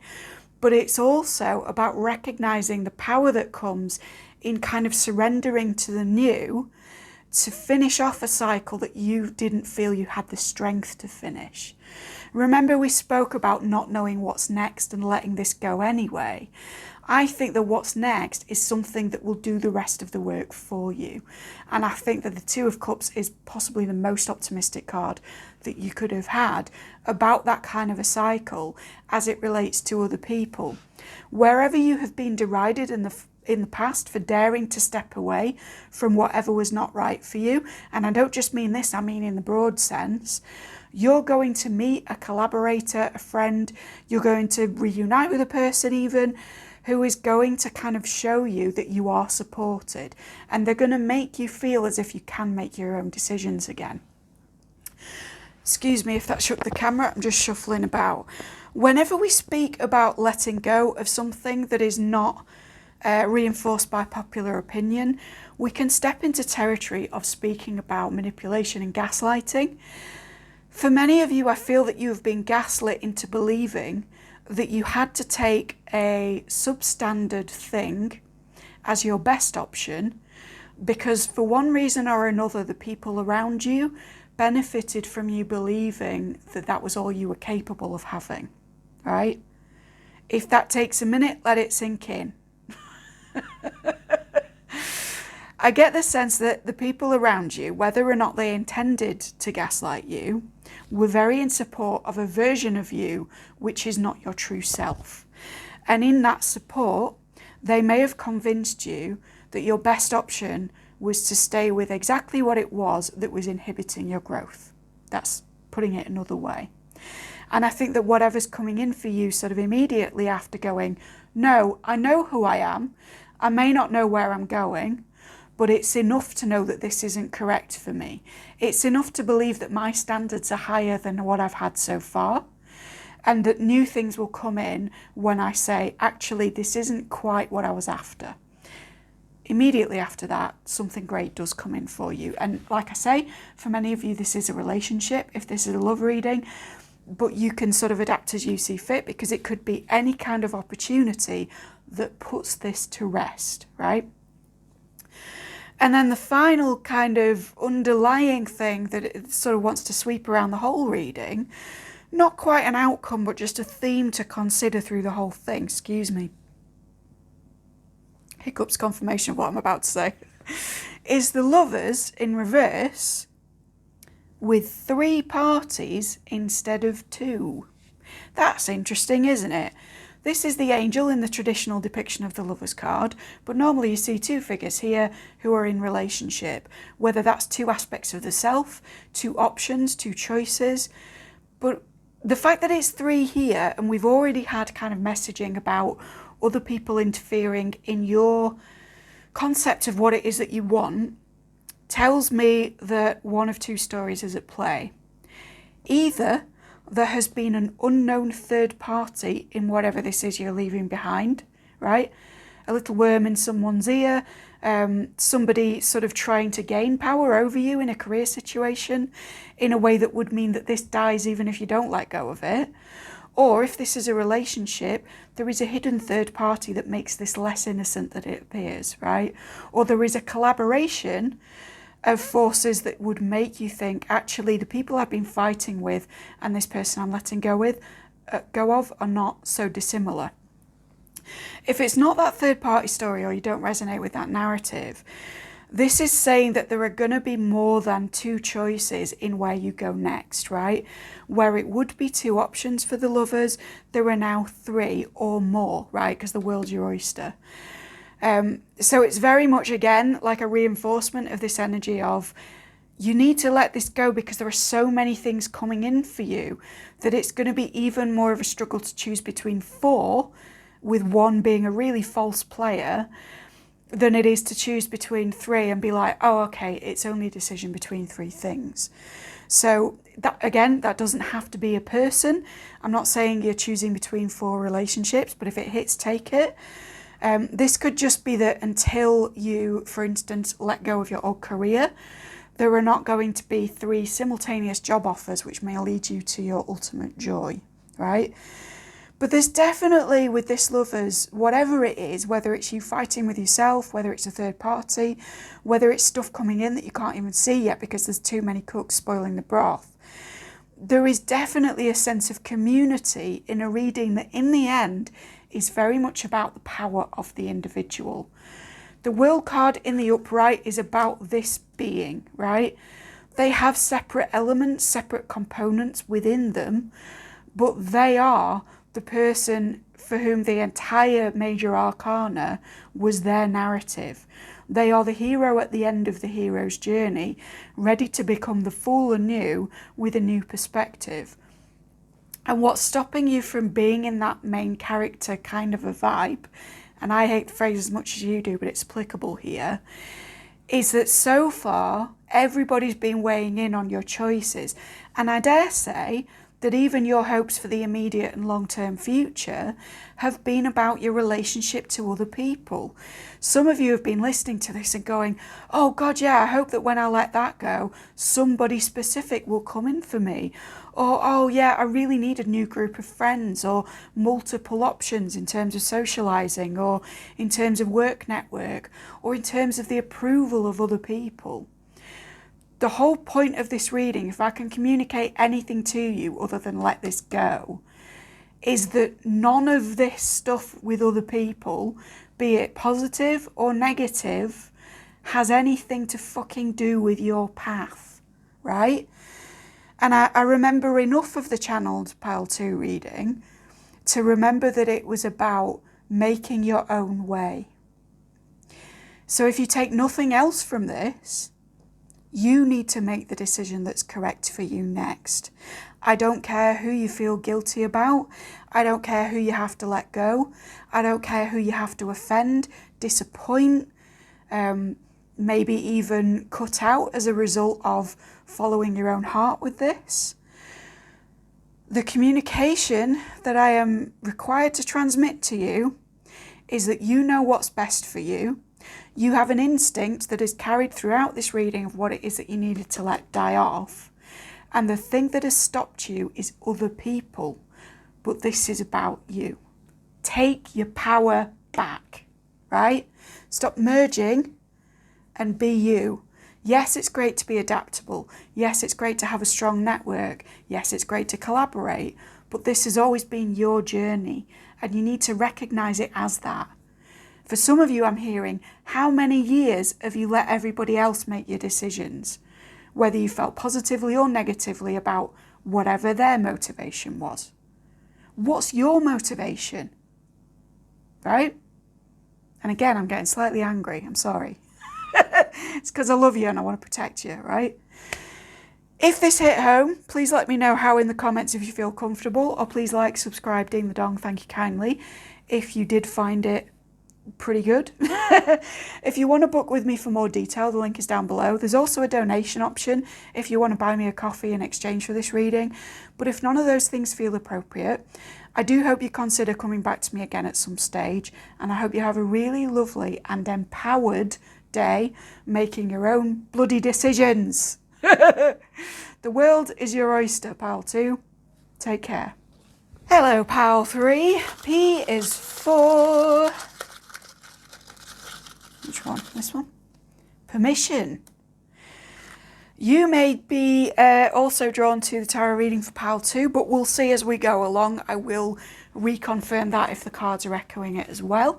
Let's see what house we're in. We're doing things in a slightly different order. Oh, we're in the 5th, lovely. And there is a slightly different setup from the start of the video. Apologies for that. It's because pile 2 was all over the place, full of interruptions, which made perfect sense for the position they're in. But it meant that I've actually filmed this over a couple of days, whereas I normally do it in one day. So you're seeing me slightly later than when I filmed the intro and in different lighting. Wow, that one wanted to come out, didn't it? Oh, that too. 2 wanted to come out, okay. Let's turn these over, shall we? I think that's for the best. All right, and what we're going to end on? P is for permission. One more. Jumper if you can. Thank you. Oh, wow, okay. Right, I'm just going to meditate on these cards for a moment, and there'll be a quick cut, but you won't feel a thing. Pile 3, my sweet little flower. I had some laughs in interpreting that, because what I heard from these first 2 cards, which will apply to a good portion of you, I think, is, have you had an accident at work? You may be entitled to compensation. How that relates to permission in the 5th will become clear. But if that has perked up your ears, please let me know in the comments to the extent that you feel comfortable, because I feel like for some of you, this is in a literal relationship to like an injury claim or an accident that you were in an environment where you shouldn't have had an accident. So take it as it resonates. Big, broad, general reading for many, many people watching. But if you were wondering whether I was legit and that is in fact your situation, I would love to hear about it, or love to hear that confirmation. Certainly in a broader sense, this is in reference to a situation which may affect your work life. Very, what's the word? Come on, brain. Maybe that you're actually suffering from a bit of clouded thinking at the minute. It may even be a head injury for some of you, but it stops you from being able to work, or from being able to work on something, is what I'm trying to find the words for. Something has happened to you. I get the sense that it's health or body related more than anything else. So if that isn't the case, then please feel free to choose another pile. But there's something here where you feel literally, but also figuratively wounded, right? The permission here, it's a funny one. It's almost like permission to be okay, permission to carry on as normal afterwards, or indeed permission to have time away from an establishment, from an enterprise, from work, from other people. And the 5 being about sort of expression and very Leonic communications communications. Am I right? It makes me think of 2 things. Firstly, as just demonstrated, the ability to speak up for yourself, which is a very Leonic and 5th house trait. And secondly, the way that other people have chosen to express themselves about your circumstances. There's also the idea here with the Pentacles and the 5th house that there's a very solar rulership to this, maybe even with this Queen of Wands as well. And when we look at the sun, we're looking about our own individualistic journey. See pile 2 if that also resonates, right? Or pile 2's tarot at the least. And we're talking about looking at what is best for us as an individual, as a personality, what our mission through life is, versus what it is that other people want to weigh in with, the opinions and indeed entitlements of others. When I think of the 5th house, I think of the solar plexus chakra, and then I think of sort of self-esteem, self-expression, the ability to fight for one's own rights. There is a feeling here also for some of you of disability discrimination, or being too injured or disabled to do a job in a certain way, and having a sort of backlash from that. The reason I say that all of this is connected to a backlash or to permission and to the opinions of others is at the centre of your reading is this Queen of Cups in reverse. In the upright, she would be all about compassion. In this position, we're talking about somebody's dispassionate response to your genuinely adversarial circumstances, right? So if you have had an accident at work, or if you are disabled and you need work adaptations, or even if you've just had something particularly tragic, something particularly wounding and strenuous happen to you recently, there is somebody very close to you, I dare say a boss or an authority figure, who is not understanding your position at all, or who doesn't want to understand. And in a sense, the permission you're outwardly seeking is their permission to adapt your circumstances to how crap you're currently feeling. And I do want to say at this point that if you do feel crap, I'm genuinely sorry, and I've been there. And I've had workplace discrimination and disability discrimination happen to me. And I know that aside from being emotionally strenuous, the financial end of that is sometimes extremely difficult to recover from and can take months or years. I'm not saying that to scare you if it's not your situation. I'm just saying it to say, I get it. So anything I say from this point, I'm not meaning to be flippant or anything like that. This is an extremely troubling time for you. And for some of you, that is a direct financial result of somebody else's lack of understanding. What I'm having in my head is people in the UK failing ESA assessments, even though they are very clearly, provably, objectively disabled. And that has happened to both me and a close friend. So I really feel you on that if that's you. And I do want to say, I'm sending you love and positive energy, and I will light candles after this reading for anybody who is in a similar situation to that. The thing I want to say about the Queen reversed as well is that she's supposed to be compassionate, right? Her rightful position is in the upright, being this wonderful kind of almost Marian figure, being this nurturing, mothering, considerate, HR-friendly kind of a figure. So this is a person who was meant to help you out with this. If this is perhaps a work situation involving like unions and stuff like that, maybe this is somebody who's in charge on the side of the good guys, right? Or the sort of underdog representative who for some reason is just not getting it, what's happened to you, or I don't know. And if this is a much more personal situation, although I do get a work feeling for many of you, this is just someone you've turned to in your time of need whose response is to say, well, I don't think it's that serious. I don't think your wounding is that bad. I don't think you're that traumatised. I don't think that you took the right actions to deal with these circumstances. I would have been more practical. I would have healed up faster. I think you're being a bit silly. And I want to tell you that that opinion is not valid at all. And in fact, it was a cruel way of handling what I can see from these cards is an extremely stressful circumstance for you, right? And I know we talk about law of assumption and manifesting and stuff. And I know that like you may feel I'm a bit hypocritical for saying that it's really horrible circumstance and people should understand, because there are some sort of tributaries of similar thoughts that would say we attract in our circumstances. And whilst I do believe that, even as a disabled person, I also acknowledge that sometimes the compassion of human beings around you is something that you don't really have a hold over. So I want to say, like, really, what I want to say is this is not your fault, right? This is not your fault at all. You weren't responsible for what has happened to you. Your actions in the immediate aftermath or even during it were not part of the problem in a way that this person could imply. This is not a small wound that one can wave off if they are not in your circumstances.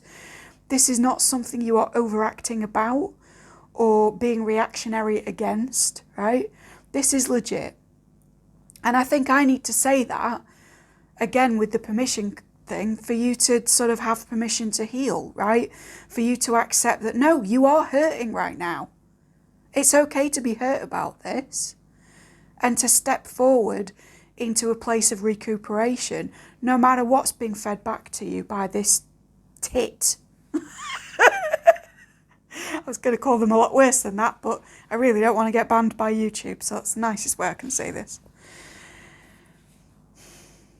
Moving forward past this absolute, we're going to a Queen of Wands. Now, I feel this represents your potential for happiness, for healing, for fulfillment, for creativity.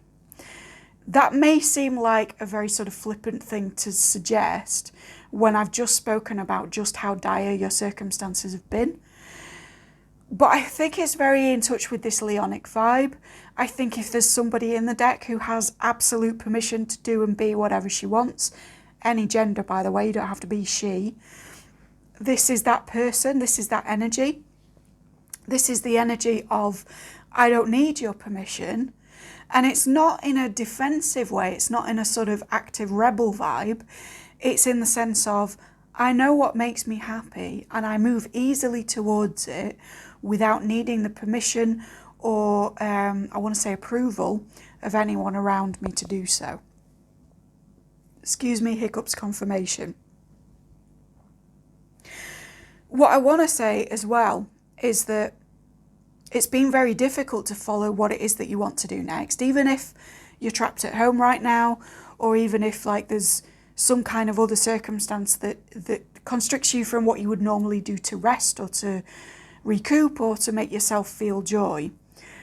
Like, even if that's restricted, the Queen of Wands fighting with the Queen of Cups in reverse is still like, there's even more on you, right? I want to emphasize it, like, not only are you stuck in this way, but you're stuck because you're sort of taking in this person, and what wants to come through is just you following your bliss moment to moment. I almost want to point you to like Abraham Hicks type stuff, but I know that world can be quite triggering and indeed harmful if you are someone who is disabled or who's recently acquired an illness or something like that. Again, not announcing that, you'll know if it's you because we're talking past tense. So stay away from that kind of law of attraction stuff if you are in a physically disadvantaged state right now. But for those of you who aren't, it might be useful to look into ideas, concepts, thought experiments like what your vortex is, how you raise your vibration, how you live from moment to moment without pissing everyone off or feeling like you're delusional. Because these are very Queen of Wands things to do. And I actually get the sense that your best immediate action is not to confront this person on their callousness, but in fact to rest up, to do some stuff that you enjoy on the terms that you find are okay at the moment, you know, to the extent that you're able to do enjoyable things, do them, right? If that's an extra sugar in your coffee because there's nothing else you have access to, do it, right? If it's watching a TV show instead of finishing something that you felt you were meant to finish because you feel like absolute crap, I'm giving you permission, do it. I think at the moment your highest priority should be to feel better, because looping back round to that stuff for those who I sort of warned off it, your best point of action is always the one where you feel the most empowered. Again, you might be drawn to pile 2. Spoilers, it was P is for power. And it was about your power being diminished by outside influences as well, interestingly, but in a slightly different way. I think you need to come to a space within yourself where your reaction to this is not out of anger or even out of desperation, necessity, the need for literal food on the table, literal money in the bank, but instead you're feeling steady enough in your mood that you can tackle it from a place of, listen, I'm a worthwhile person who's just had a bad experience. Can we talk this out in a better way? And for those of you for whom this communication is now blocked off and there's no opportunity to talk to this person, I would still maintain that sorting out whatever this is, be it physical recovery or something sort of more broadly able to be organised, it's not going to happen sort of to its best, to the best of your ability, unless you're in a state where you feel a bit more like yourself. That's what I want to say. So if there's people around you that you can kind of summon in, absolutely blow into a conch for those people. News team assemble, right? Get them on your side, get them around you. Maybe talk about some of this if you feel like you need to get it off your chest, if you need to have a vent or a rant. The comments section is also open, although please do try not to swear or be too personal about anybody. But I do feel like gain support, do the things that you want to do. Creativity, with it being wands, is a huge thing for you at this time. I know, again, many of you won't feel up to being creative in whatever way, but if you do write to sort of spout off about something, if you do paint, if you do have a twiddle on the guitar, even if you do tend to fuck the pain away, and if you're able at the moment, that is absolutely a positive course of action to get you back in your right mind, right? And I'm not talking about going into negative habits. I'm not talking about being self-indulgent, hedonistic, anything that maybe even this person might accuse you of. I'm just talking about getting back to baseline of you. I'm giving you permission to have a nice time for a little while, because I feel like your world is not taking seriously enough the shit that has just happened, right? I'm also being pulled to pull something from my DIY love deck, which is just out for no reason. Wow. And the card was, let's build our own family, let's be our own support. I never pull these on Marseille Minis, but I think that's really crucial. If there is somebody in your immediate environment who is or feels like chosen family, right, please do lean on them at this time. I think if you were to just be on your own for a bit, and I know some of you won't have a choice in that, and I've been there too, and I get it, but if you were to be completely on your own and not speak to anybody, even on a sort of online basis, I think this person's words would circle around your head, and you might go into a state of high anxiety, or you might kind of take actions that make things a bit worse, impulsive spending, etc., etc. I think what's needed instead is for you to find support from somewhere. And what I want to say is, if you can't find it anywhere, my dude, if there's nobody in your tribe right now, and if you're seeing this, whether it's live or at a time years into the future, contact me through Etsy Messenger. You don't have to be booking a reading to talk to me, right? So just hit me up, and I want you to include in your first message, P is for permission, so I can see that that's why you're hitting me up, and we'll chat, all right? You can vent, you can talk to me, because I think it's important that you have a resource at this time.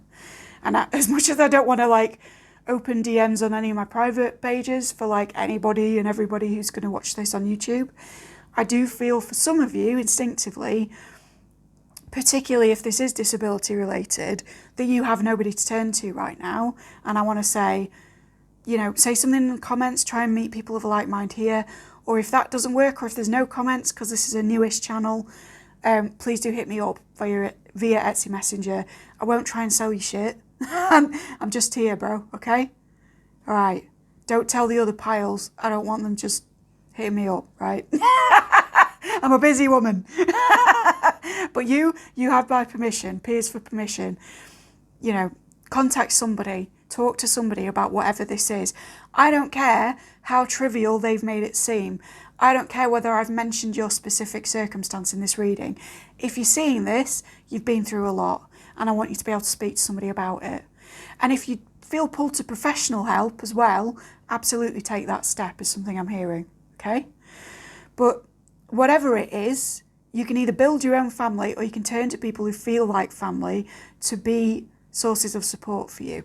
Now, interestingly, we're finishing on the Ace of Cups in reverse. Don't panic if you know the tarot.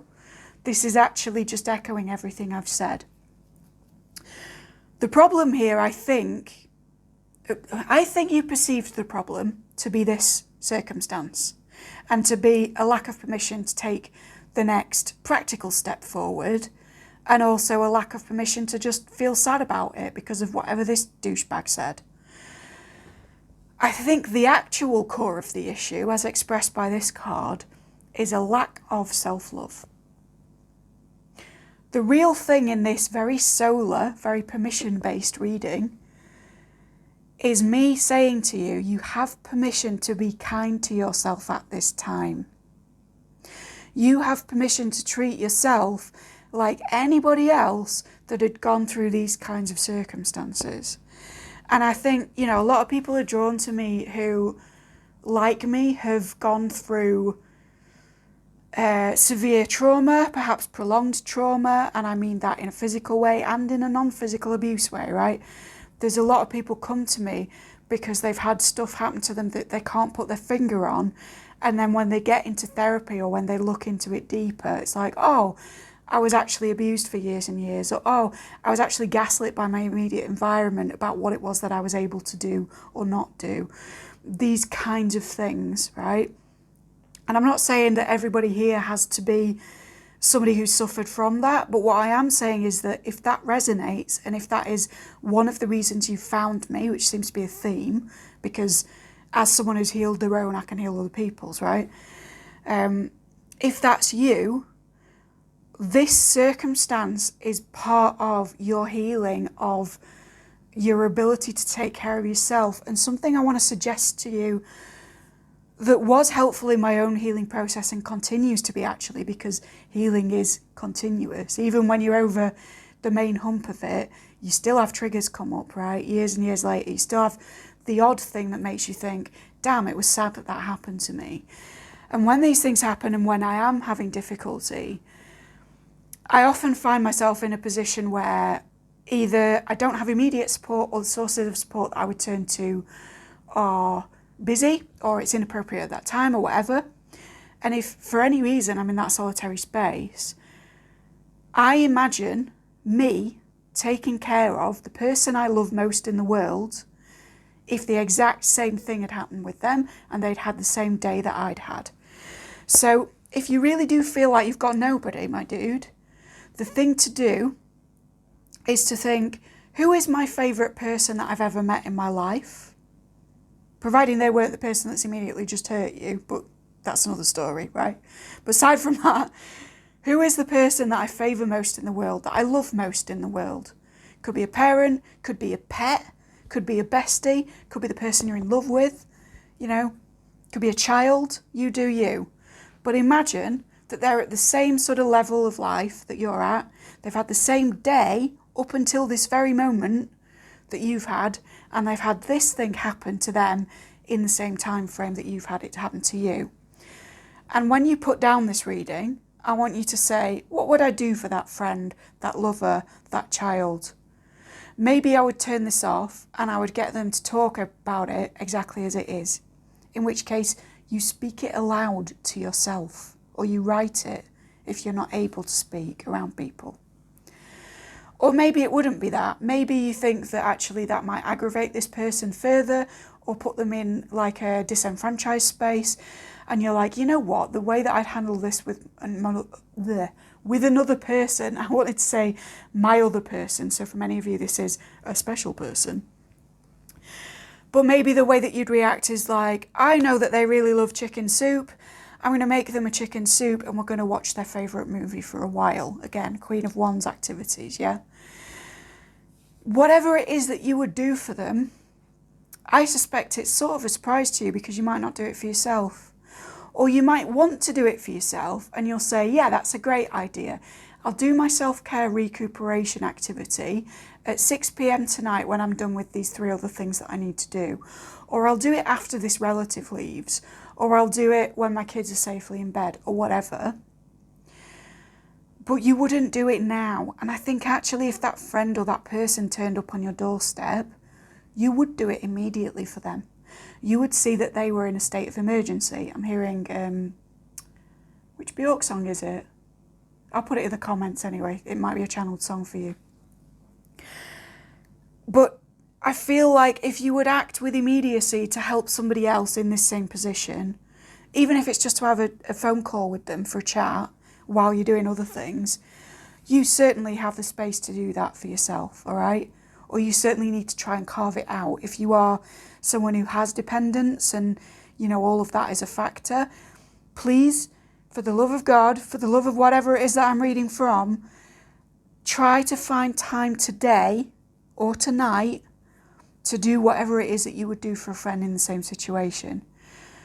Because I think even if we have like a logical cognitive message of self-love towards ourselves, even if we can affirm very loving things, or we can say rationally, yes, I should absolutely be kind to myself, following on from that into behaviours is often the most difficult part if you have had any history with trauma or with other people not being as kind to you as you are to other people, right?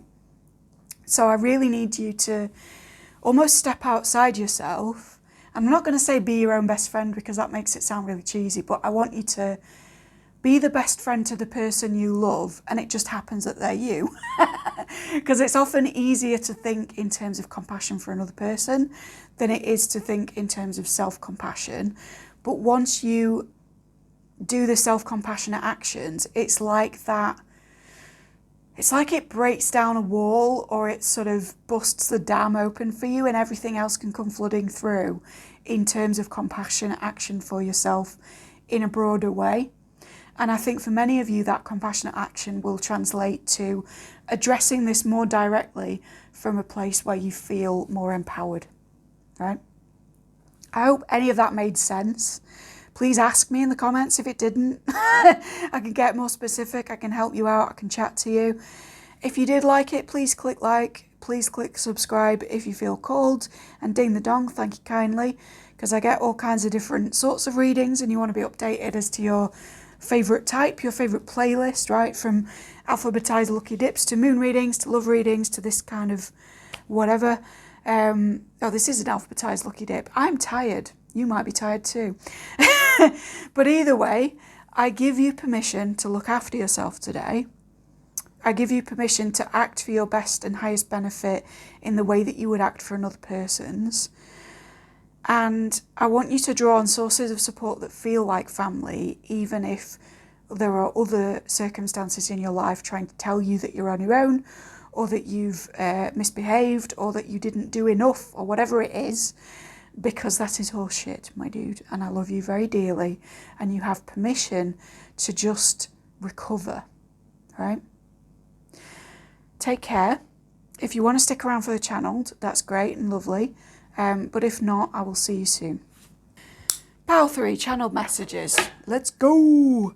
Okay, what am I getting?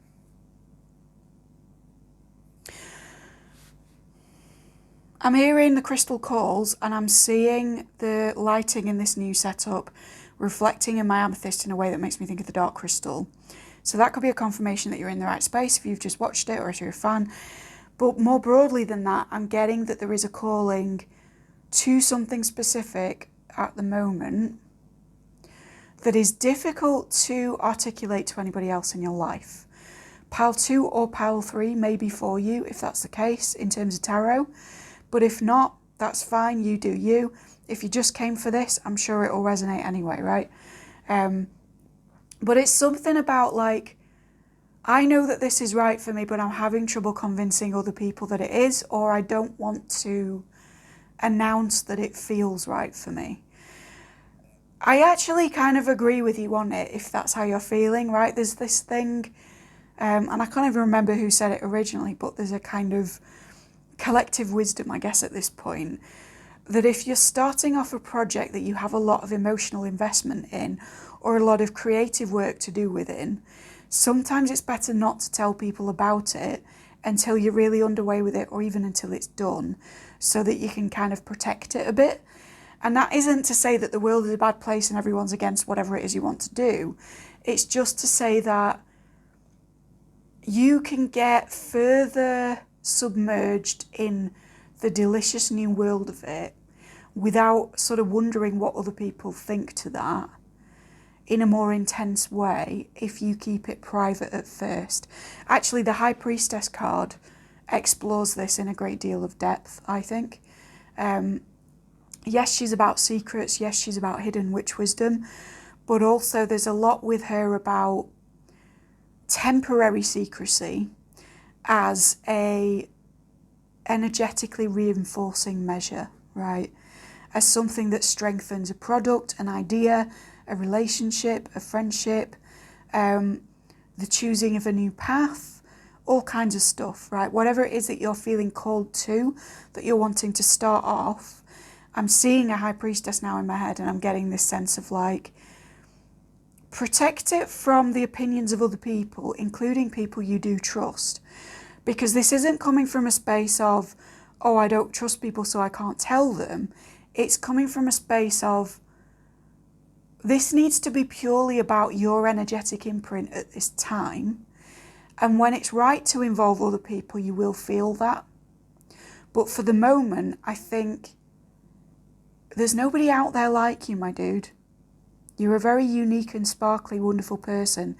And for whatever it is that you're doing to be just as unique and sparkly and magical, it needs to not have other people's stuff stirred into it, right? Even in a positive way. Even in a way where you're showing a friend and they're saying, wow, this is fantastic. I can't believe you've been working on this in secret. It's still another influence. And what I'm being told to tell you is to keep other influences out of the process at this time and just concentrate on what's best for you. Again, Pile 2's tarot is a good companion to this, right? Because we were talking about making decisions entirely without the influences of other people. But if it's not about making a decision and it's not about literal interference, I still get the sense that there's something you're doing that is best done with only your ideas involved at the moment. Okay, next message, guys. I'm just splitting an archetype deck for a bit of a prompt. We have detective. I'm drawn to the shadow, which says voyeurism or falsifying information. So is that them or is that someone else? Have you been fibbing? I was fully expecting, based on what I know about my collective, for it to be about somebody else spying on you or someone else falsifying stuff about you. And if that does hit, what was it? O's for objection might resonate. But more than that, I'm actually feeling that you maybe have done a bit of sneaky falsification in a very minor way, or perhaps given somebody the impression of something that is not the full picture. Am I right? Not here to judge, I'm just pointing it out because what do they want to tell you about that? Right, okay. Guys, I'm so sorry if this is a convoluted way of describing this, but I'm seeing Grogu in my head. Grogu is an interesting character for me because there are moments for me where he could exhibit the beginnings of a Sith, right? And I'm not saying that is his trajectory, particularly now after Mando season 3, is it? Yeah, 3 is what we've just finished. But certainly in like points where he was floating the cookies to him, that was an act of theft, or, you know, other sort of little things that he's done, sneaky things with frogs, etc. Eating the eggs being a good example. There are things in him where he acts on his passion and does stuff that's not so great in the sort of general sense of the Force. If you're not a Star Wars fan, what I'm talking about is a character who, generally speaking, is adored by everybody and is one of the good guys, but who does things which have the potential to go entirely the other way. in ways that may leave fans sort of biting their nails at different points in a very minor sense. Now, the reason that I'm getting that, and I'm getting the image of Grogu for you, is that if you have been falsifying information, whilst I don't condone lying, whilst I don't think you needed to have that fib, and I would urge you to examine the fears that brought you to a place where you felt you had to lie, I also think that the overall impression of you to the public, to spirit, to me, is a very positive one. You have that Grogu energy where you are a good character, even if within the good character you have done bad things. And this is something I'm being asked to relay. So, yes, you've done something that, you know, a good person would feel a bit guilty about, or would feel was a bit sus, a bit dodge. But I think overall, your heart's in the right place, and Spirit wants to acknowledge that.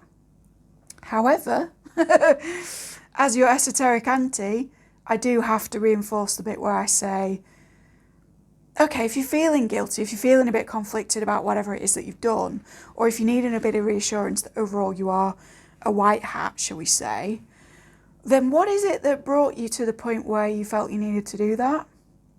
Because it's not great, is it? Right? And when we think of detective in the shadow,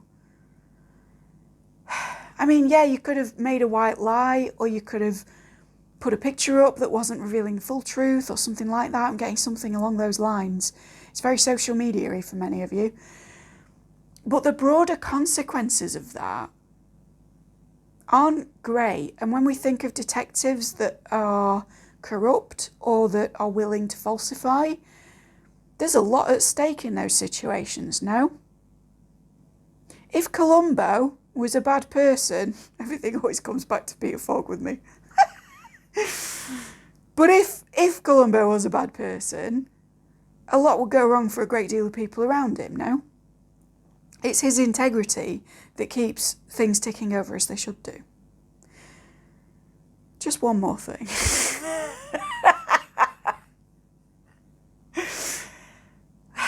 Okay. No, that was that message. That was it. I'm sorry if you're not a Columbo fan or a Grogu fan. Firstly, what even are you? And secondly, actually, I'm joking. It's absolutely fine. It's just, you're a good character overall, but examine why you're doing bad shit, yeah? And the last channel message for this pile is... certain death. Ooh.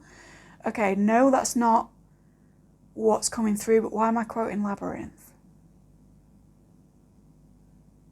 Who says that bit? Excuse me, I'm just dialoguing with Spirit and or my memory. Ah, okay. It's from the sequence where she's choosing which door to go through.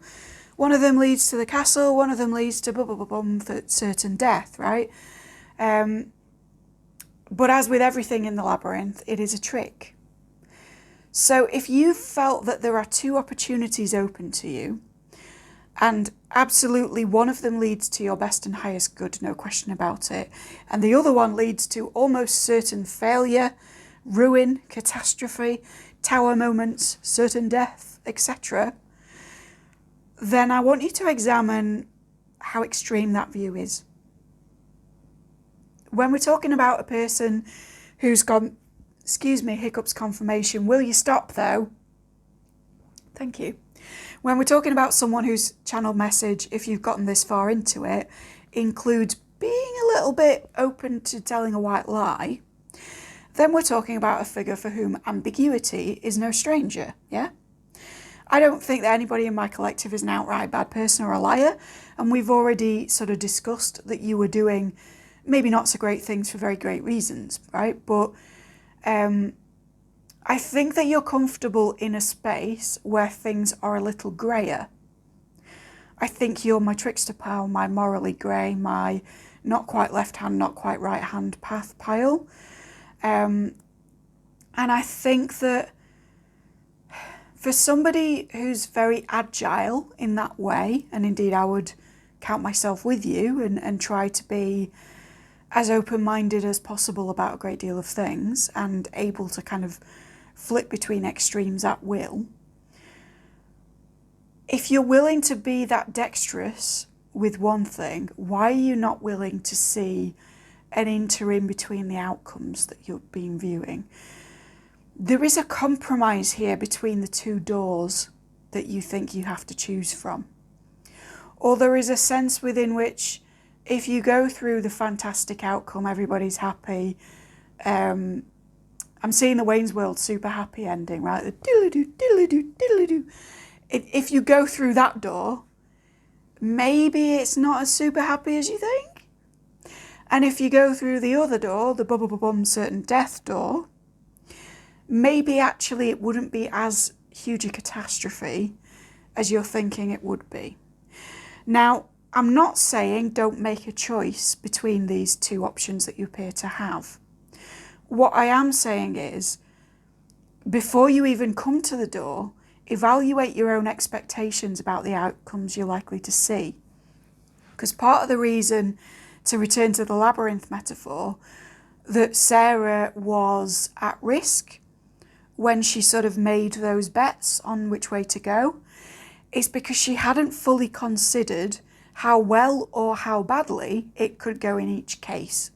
She just kind of confidently made her decisions. And yes, it got her through the labyrinth, she saved her brother, etc. If you've never seen the film, don't worry about this.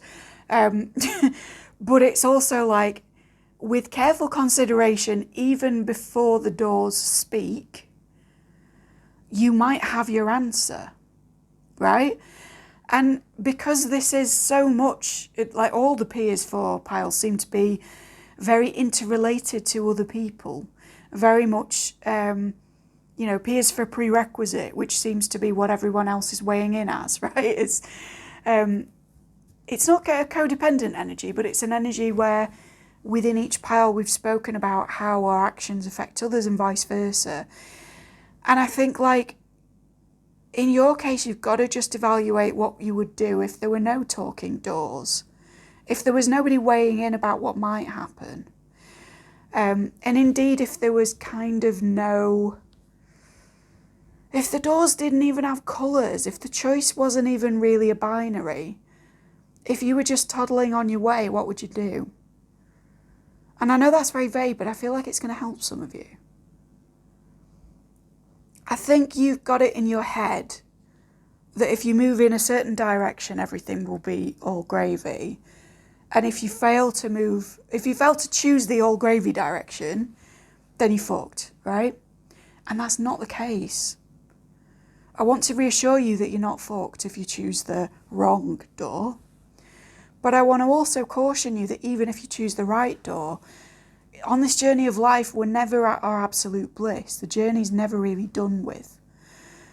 If you've been trying to manifest a relationship, for some of you I'm hearing, even if you get it, it might not be everything that you thought it would be. And that's not to shit on your dreams and piss on your parade and tell you that you're not allowed to want what you want. It's to say that absolutely everything takes a little bit of reshuffling, a little bit of work sometimes, a little bit of, now I have to learn how to adapt this into my current life. Say you have an incredibly fancy holiday that you win in a competition, right? I'm hearing, you're a winner from fulfillment. God, this is so my film pile. But say you get some kind of contest win and you get this fancy holiday somewhere you've always wanted to go and a load of money to spend there and a hire car if you're someone who can drive. And it's all fantastic. You would still, even in that super happy ending outcome, have to negotiate when it is that you're going to go on that holiday around your job, around possibly your family or your friends or some other responsibilities that are part of your daily routine. If you're lucky enough not to have any responsibilities, you might have things you want to do, books you want to read, a workout schedule to stick to. There would be something that had to be reshuffled even by the getting of your wish. There is no outcome that is completely super happy. And again, I'm not trying to piss on anyone's parade here. I'm saying have balance. The perfect doorway, the perfect choice is not altogether perfect because you're still alive, so you still have stuff to learn to do. The worst choice in the world is not absolutely terrible because unless you're actually dead, Your journey here is not finished, and therefore it can always improve. So even if you scupper things in the worst way that you can imagine scuppering them, there is still a point from which you're like, I'm at rock bottom and the only way is up. So let's go up, right? I want you to stop thinking in extremities if you've gotten this pile. And that may have been a long way to get to that, but I feel like with me saying that Labyrinth was a reference, the journey there was just as important for sparking off confirmations for many of you as the point that I got to. If you did enjoy this reading, please like, subscribe, ding the dong, thank you kindly. I am a relatively undiscovered channel, so if you think that anyone else would benefit from this format of reading and you want to compare which piles you both got, etc., I would love for you to share it wherever you can. If that's not applicable but you'd like more detail on a situation, you can book with me. Link is down below. There's also a donation button, which again is entirely optional. And if you don't take any of those routes but you did sort of enjoy yourself and you're sort of wondering whether you'll see me again, I hope that we do meet round the bend, and I hope you have a wonderful day.